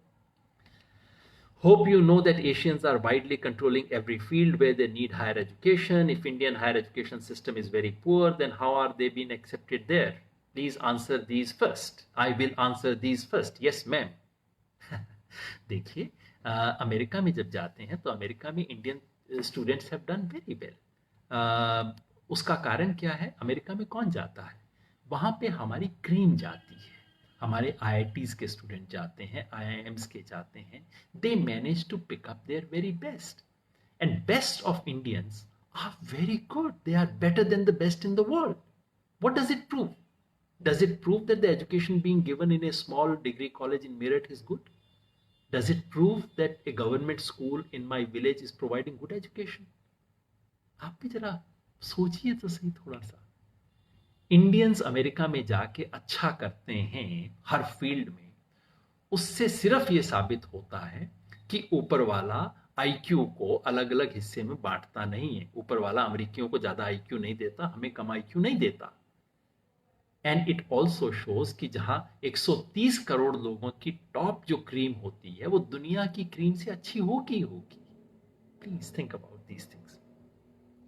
बपादित्य अधिकारी जी पूछ रहे हैं, what is your suggestion to shut down B Ed, दुकान एंड टीचर रिक्रूटमेंट? नहीं, मेरा सजेशन बड़ा सिंपल है कि ये जो सिर्फ और सिर्फ बीएड की एजुकेशन देने के लिए 1 साल में कॉरेस्पॉन्डेंस कोर्स से बीएड कर लीजिए, कोई कॉलेज खुला है जो सिर्फ बीएड एजुकेशन दे रहा है और कुछ नहीं कर रहा, इन सब को प्रॉपर बड़े कॉलेजेस में मर्ज कीजिए, जहां उनको बीएड के साथ साथ, एजुकेशन के साथ साथ किसी और डिसिप्लिन में एजुकेशन मिले, फिजिक्स में, केमिस्ट्री में, मैथ्स में, पॉलिटिकल साइंस, इकोनॉमिक्स, अकाउंटेंसी, किसी चीज में उनको ट्रेनिंग मिलनी चाहिए। So it should be, B.Ed education should be part of multidisciplinary education। ये बात NEP कहती है और बिल्कुल सही कहती है। लक्ष्मीकांत नवले जी पूछ रहे हैं, एजुकेशन किफायती होगा? पता नहीं, एजुकेशन किफायती तो होना नहीं चाहिए, सरकार के लिए नहीं होना चाहिए। एजुकेशन साधारण नागरिक के लिए किफायती होना चाहिए। किफायती मतलब उसकी जेब में आ सके। सरकार के लिए किफायती ना हो सकता है, ना होना चाहिए। सरकार का पैसा लगता है और लगना चाहिए। धुरंधर राम जी कह रहे हैं, क्या ये नई शिक्षा नीति समाज के दबे कुचले SC ST OBC समाज के हित को ध्यान में रख के बनाई है? अपना विचार अवश्य दे। धुरंधर जी, मैंने कहा था कि ये जिन बातों के बारे में मैं निराश हूं उनमें से एक ये है, इनका जिक्र है, SC ST OBC, मुस्लिम, महिला, सबका जिक्र है। महिलाओं के लिए 1-2 अच्छी स्कीम भी बताई गई है, लेकिन कहीं उस समाज का दर्द इस नीति में नहीं दिखता। वो जो बच्चा जो पहली बार पूरे फैमिली में +2 पास किया है, वो बच्चा किस तरह से स्ट्रगल करता है। वो दलित बच्चा जो एक हॉस्टल में, विशेष हॉस्टल में पढ़ के बाहर आता है पढ़ने के लिए, उसको किस तरह के प्रेजुडिसेस का सामना पड़ता है। जो नोमैडिक कम्युनिटीज हैं हमारे यहाँ के, DNT NT-DNT समुदाय हैं, उनको किस किस तरह की बातें सुननी पड़ती हैं, उस सब के बारे में। और रिजर्वेशन पॉलिसी का क्या किया जाए, कैसे इम्प्रूव किया जाए, कैसे लागू किया जाए, इसके बारे में कोई विस्तार से ना चर्चा है, ना योजना है। ऐसा लगता है कि उनका दर्द ही इनका दर्द नहीं है। अब्दुल सलाम सिद्दीकी जी कह रहे हैं, sir, this BJP government is only announcing policies in beautiful words. What is the country lacking very badly is industrial base and scientific temper in people. Please throw some light on it. Sir, वो scientific temper तो education से ही आएगा ना, बना बनाया तो scientific temper नहीं मिलेगा, उसके लिए शिक्षा नीति की जरूरत है। तो इस शिक्षा नीति का काम एक विजन देना है, तो विजन देता है, इसलिए मैं इसकी आलोचना तो नहीं कर सकता। अर्जक संघ पूछ रहे हैं, क्या पूरे भारत में एक पाठ्यक्रम होगा? नहीं, ऐसा सुझाव नहीं है। इन्होंने कहा कॉमन स्टैंडर्ड्स होंगे, कॉमन पाठ्यक्रम ना है, ना होना चाहिए। मेरे विचार से तो अलग अलग क्षेत्र के हिसाब से पाठ्यक्रम बनना चाहिए। अजित विक्रम जी पूछ रहे हैं, why caste religion based, why not economic weaker section? पता नहीं किसके बारे में प्रश्न है आपका, शायद रिजर्वेशन के बारे में है, तो उसको मैं अलग से करूंगा। सर, डिसेबल्ड चाइल्ड एजुकेशन और स्पेशल एजुकेशन अपॉइंटमेंट को लेकर क्या प्रोसीजर होगा? राकेश भाई, ये बहुत बड़ा महत्वपूर्ण सवाल है। इसके बारे में जैसे मैंने कहा, इस नीति के अंदर कुछ अच्छे सुझाव दिए गए हैं, डिसेबल्ड एजुकेशन के ऊपर ध्यान दिया गया है, मगर उसमें भी सबसे बड़ा पैसा संसाधनों का है। सरकारें पैसा लगाने को तैयार नहीं है, क्योंकि इसमें आपके पास संख्या कम होती है और आपको टीचर्स को अपॉइंट करना होता है। एक अच्छी बात जो है वो ये कि जो इनका क्लस्टर, स्कूल क्लस्टर्स का सुझाव है, उसमें संभव है कि 4-5 स्कूलों के ऊपर एक अध्यापक दे दिया जाए जो कि विशेष तौर पे डिसेबल्ड बच्चों को अटेंड करे। उससे कितना परिवर्तन होगा मैं नहीं जानता, लेकिन एक सुझाव है, आप भी इसके ऊपर अपनी राय भेजिएगा। एलेक्स सिक्वेरा कह रहे हैं, what is the impact on autonomous universities and deemed universities. एक अच्छी बात ये पॉलिसी कहती है that these words like deemed university, autonomous university etcetera should be abolished. There should only be one word, university. और यूनिवर्सिटी वो जो कि एक ब्रॉड बेस्ड एजुकेशन दे, वो होना चाहिए। उसमें कुछ यूनिवर्सिटीज होंगी जो रिसर्च पे फोकस करेंगी, कुछ यूनिवर्सिटी टीचिंग पे फोकस करेंगी, और कुछ यूनिवर्सिटी सिर्फ कॉलेजेस होंगे जो कि डिग्रीज अवॉर्ड करेंगे। ये सुझाव इनका ठीक है। Doctor Mayur Barman, will there be any difference between 3-year degree and 4-year degree, or will there be any difference between arts and science? What about specialized knowledge? No, Mayur doctor साहब, there is a space for specialized knowledge. ये ऐसा नहीं कह रहा कि specialize नहीं करें, but in order to get specialized knowledge, you do not have to have 100% of your courses only in one field. You only need to have 60% courses. उसका आप एक requirement बना दीजिए, बाकी courses तो आप कहीं से भी लीजिए. That's what it's suggesting. 4 years would be a good idea, especially क्योंकि अगर उसमें 3 years के बाद आप छोड़ना चाहें तो आपके पास exit option है. So उस तरह की flexibility build in करना is not a bad idea. Hrithik Raj ji कह रहे हैं, can you see any increase in employment in various sectors in near future because of this education policy? No sir. Is right to abolish माध्यमिक board? Abid Hasan साहब कह रहे हैं, नहीं भाई, माध्यमिक बोर्ड को बंद करने का ऐसा कोई प्रावधान नहीं है। अलग अलग बोर्ड हैं स्टेट्स में और अलग अलग बोर्ड रहेंगे, ऐसा कोई प्रपोजल नहीं है कि सारे माध्यमिक बोर्ड खत्म हो जाएंगे एटसेट्रा। डायरेक्टरेट ऑफ एजुकेशन को स्प्लिट करने का सजेशन दिया गया है। सुभाष त्रिपाठी, प्रश्न पढ़कर भी ग्रेजुएट अंग्रेजी या हिंदी में अपनी बात को संप्रेषित नहीं कर पाते, इसका समाधान क्या है? समाधान ये है कि भाई शिक्षा दी जाए। हमारे यहाँ न तो हिंदी में ना अंग्रेजी में ज़्यादातर समय तो शिक्षा नहीं दी जाती। सही कह रहे हैं, लोग एजुकेशन लेके चले आते हैं, एक पन्ना नहीं लिख सकते, ना अंग्रेजी में लिख सकते, हिंदी में नहीं लिख सकते। मैं तो हिंदी वालों की बर्तनी सुधार के परेशान हो जाता हूँ कि भाई अंग्रेजी नहीं आती कोई बात नहीं, हिंदी तो लिख लो ठीक ढंग से, वो भी नहीं आती है। मगर उसके लिए क्योंकि हमारी शिक्षा व्यवस्था में केवल इम्तिहान होता है और इम्तिहान में कोई पढ़ने का किसी के पास वक्त ही नहीं होता, इम्तिहान की स्क्रिप्ट कौन पढ़ता है? जब तक आप बच्चे से लिखवा कर उसकी परीक्षा, उसका एक पन्ना लिखवाएं, बताएं तुमने ये जो वाक्य लिखा ठीक नहीं है, ये पैराग्राफ अलग क्यों किया, ये बात क्या है, जब तक ये फीडबैक नहीं दिया जाएगा तब तक बच्चा कैसे सीख पाएगा? हरिओम शर्मा जी, जो शिक्षक आरक्षण के बदौलत चुन लिए जाते हैं उनके बारे में क्या विचार है? सर, जो बिना आरक्षण के बदौलत चुने जाते हैं, जो मेरा उनके बारे में विचार है वही आरक्षण वालों के बारे में विचार है। हरिओम जी, आप ऐसा क्यों मान के चलते हैं? आरक्षण के बदौलत जो चुने जाते हैं वो यूनिवर्सिटी कॉलेज की डिग्री पास करके आते हैं। उनके अंक हो सकता है कुछ लोगों के कम हो दूसरों से, लेकिन अंक का सीधे सीधे ज्ञान से संबंध नहीं होता। और ये मान लेना कि जो आरक्षण के बदौलत आते हैं वो कमजोर होते हैं, ये थोड़ा सामाजिक पूर्वाग्रह है। मैं आपसे अनुरोध करूंगा, आप अपने सामाजिक पूर्वाग्रह की थोड़ा जांच कीजिए। उमेश दुबे जी, मिनिमम एक टीचर पर क्लास का कोई प्रावधान है क्या? बिल्कुल, इससे बेहतर बात भी ये कह रहे हैं कि आपको शिक्षकों की संख्या बढ़ानी है। 1 और 30 का अनुपात होना चाहिए, जो कि आरटीई में लिखा हुआ है। प्रावधान तो है, बात तो कही गई है, लेकिन इसको लागू करने के लिए तो पैसा चाहिए ना, टीचर को रिक्रूट करना पड़ेगा। क्या इस नीति से रट्टा मारकर टॉप करने की पद्धति में कोई परिवर्तन होगा? सीआर जानी जी कह रहे हैं, हाँ, इसमें लिखा तो है कि इसको परिवर्तित करना है, मगर उसका कोई मैकेनिज्म नहीं बताया, इसलिए मेरे को भरोसा नहीं हो रहा कि ऐसा हो पाएगा। शिक्षा के समान अवसर कब सबको मिलेंगे? वो तब मिलेंगे मेरे भाई, जब हम शिक्षा की नीति ही नहीं, शिक्षा की राजनीति खड़ा करेंगे। शिक्षा के सवाल पे एक राजनीतिक अभियान चलाएंगे, जिसकी बेहद जरूरत है। प्रदीप जोशी जी पूछ रहे हैं, is there any new course for pre primary education? If yes, then what will be? ये नीति कहती है कि एनसीईआरटी प्री प्राइमरी एजुकेशन के लिए पूरा सिलेबस बनाएगी। उम्मीद है सिलेबस कागजों का नहीं होगा, सिलेबस खिलौनों का होगा, कहानियों का होगा, बच्चों के साथ गपशप का होगा, एक्टिविटीज का होगा, ऐसा इसमें कहा गया है। क्या देश में उच्च शिक्षा का निर्माण होगा, विश्वविद्यालय में बेहतर शिक्षकों की कमी पूरी होगी, हम सबकी उम्मीद होनी चाहिए। पुरुषोत्तम सिंह जी होगा या नहीं, मुझे तो नहीं लगता। Uttam Jyoti Singh Handa, will B Com honours be 4 years, if then why? आप बिल्कुल स्पेसिफिक पूछ रहे हैं, लेकिन हाँ, जो इनका सुझाव है वो ये है कि सारे ग्रेजुएट कोर्सेज 4 सालों के बना दिए जाएं। ये एकदम नहीं होने वाला, इसमें कम से कम 2 4 5 साल जरूर लगेंगे, अगर होता है तब। शिबू ठाकुर जी, सरकार शैक्षणिक संस्थाओं का प्राइवेटाइजेशन नहीं होगा, इस बात की संभावना कितनी है? मुझे लगता है सरकारी शैक्षणिक संस्थाओं का प्राइवेटाइजेशन नहीं होगा। होगा ये कि सरकारी शैक्षणिक संस्थाएं बैठती जाएंगी, डूबती जाएंगी, उन्हें डूबने दिया जाएगा, और फिर साथ में एक प्राइवेट दुकान खुल जाएगी और लोग भाग भाग के उसमें जाएंगे। वही आज हो रहा है, वही चलता रहेगा।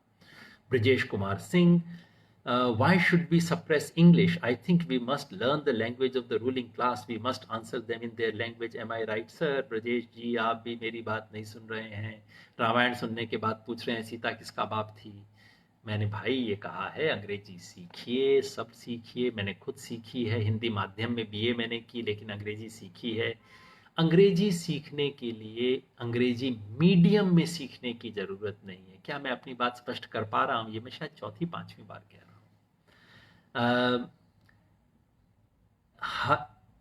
जगदीश विराट क्योवाली जी कह रहे हैं कि आप इस पूरी नीति को किस तरह से देखते हैं। जैसे मैंने बताया, ना तो इससे बहुत डरिए, ना इससे बहुत उम्मीद कीजिए।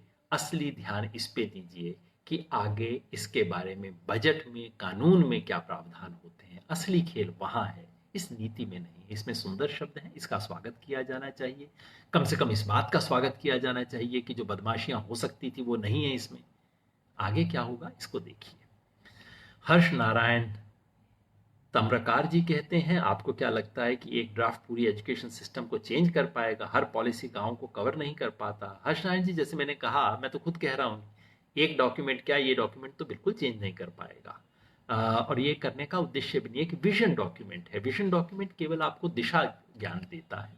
उसके बाद चलने का काम आपको करना है, यानी कि सरकारों को करना है, जिसके लिए बहुत लंबी चुनौती बाकी है। चंद्रभान साहिर जी पूछ रहे हैं, इम्पैक्ट ऑन एफर्मेटिव एक्शन, इस नीति का आरक्षण और एफर्मेटिव एक्शन पर क्या प्रभाव पड़ेगा? दुर्भाग्यवश उसके बारे में मैंने ऑलमोस्ट शायद एक शब्द भी नहीं पढ़ा है इस नीति के अंदर। और ये बात जो मैंने कहा मेरी एक प्रमुख शिकायतों में से है कि शिक्षा का जो न्याय का पक्ष है, ये एकमात्र पक्ष नहीं है। शिक्षा का सबसे बड़ा पक्ष तो होना चाहिए कि पढ़ाया क्या जाए, ज्ञान क्या है। लेकिन शिक्षा का एक ये भी है ना कि किसको अवसर मिले, और अवसर समान मिले, न्यायपूर्ण मिले। उसके ऊपर इसमें 2-4 शब्द कहे गए हैं बीच बीच में, लेकिन वो दर्द, वो तड़प जो होती है उसकी, जिसने खुद देखा हो कि क्या हुआ है, वो तड़प इस दस्तावेज में दिखाई नहीं देती है। वो कहीं इनके समझ में एक केंद्रीय सवाल नहीं है। वो मेरी शिकायत रहती है। आप सब ने इतनी लंबी बात सुनी, आज तो लगभग 2 घंटे हमारी बात हो गई है, 1 घंटा 50 मिनट आप सब ने सुनी, जिसका मतलब है कि शिक्षा के सवाल पे हम सब लोगों को इतना रुचि है। इस वक्त भी मैं देख रहा हूं कि 800 के करीब लोग अभी भी देख रहे हैं इस बात को। मतलब है कि हमें इस सवाल में रुचि है। लेकिन रुचि का मतलब सिर्फ ये नहीं होना चाहिए कि हम एक फेसबुक लाइव सुन लें। रुचि का मतलब है कि हम कुछ करें। कैसे करें? मैं बार बार कहता हूं, शिक्षा एक राजनीति का विषय होना चाहिए। जिसका मतलब ये नहीं कि शिक्षण संस्थाओं का राजनीतिकरण हो जाए, जिसका मतलब ये नहीं कि हर चीज में राजनीति को घुसा दिया जाए। इसका मतलब ये है कि शिक्षा के सवाल को देश में राजनीतिक चर्चा का सवाल बनाया जाए। जब देश में किसी सरकार को यह महसूस होने लगेगा कि भाई स्कूलों को अच्छा करके मैं इलेक्शन जीत सकता हूं, जैसे दिल्ली में आम आदमी पार्टी की सरकार को लगा, उसने प्रयास किया, उस दिन अचानक स्कूलों की स्थिति बेहतर होनी शुरू हो जाएगी। शिक्षा के सवाल को सार्वजनिक चर्चा, आलोचना, मूल्यांकन और आंदोलन का सवाल बनाएंगे तो शिक्षा, इस देश का शिक्षा की स्थिति बेहतर होगी। कई संस्थाएं हैं जो शिक्षा की गुणवत्ता को, क्वालिटी को हर साल मेजर करती हैं, उस पर ध्यान दीजिए। कई और संस्थाएं हैं जो स्कूलों की क्वालिटी क्या है इसके बारे में रिपोर्ट जारी करती हैं, इसके बारे में चर्चा कीजिए। इस शिक्षा नीति को लेके, शिक्षा नीति अच्छी बुरी है के साथ साथ में ये भी कीजिए कि इस नीति का मूल्यांकन हम कैसे करें। इसके लिए अगले साल 2 साल हम एक आंदोलन चलाएंगे, अभियान चलाएंगे। विद्यार्थी हैं तो दूसरे विद्यार्थियों के साथ जुड़ के इसके बारे में एक सेमिनार कीजिए, चर्चा कीजिए और कहिए अच्छा ये 10 चीजें अगर होंगी तब तो हम मान जाएंगे कि ये नीति अच्छी है, नहीं तो बेकार है, कागज का पुलिंदा है। फिर उन 10 चीजों को चेक कीजिए। ये सब काम करेंगे तो हम आगे बढ़ेंगे। मुझे बहुत खुशी हुई कि हमने एक बार नहीं 2 बार शिक्षा के सवाल पे लंबी चर्चा की। अब इस चर्चा को हम आगे लेके बढ़ेंगे। मेरी उम्मीद है कि दूसरे साथी हम आनंद कुमार जी से भी आग्रह करेंगे, वो भी आए इसके बारे में कुछ कहें। शिक्षा के सवाल को हम आगे लेके जाएंगे, क्योंकि शिक्षा के सवाल पर अच्छी राजनीति करना इस देश में लोक नीति का उद्देश्य होना चाहिए, हमारा उद्देश्य होना चाहिए। आपने ये बात देखी, बहुत बहुत शुक्रिया।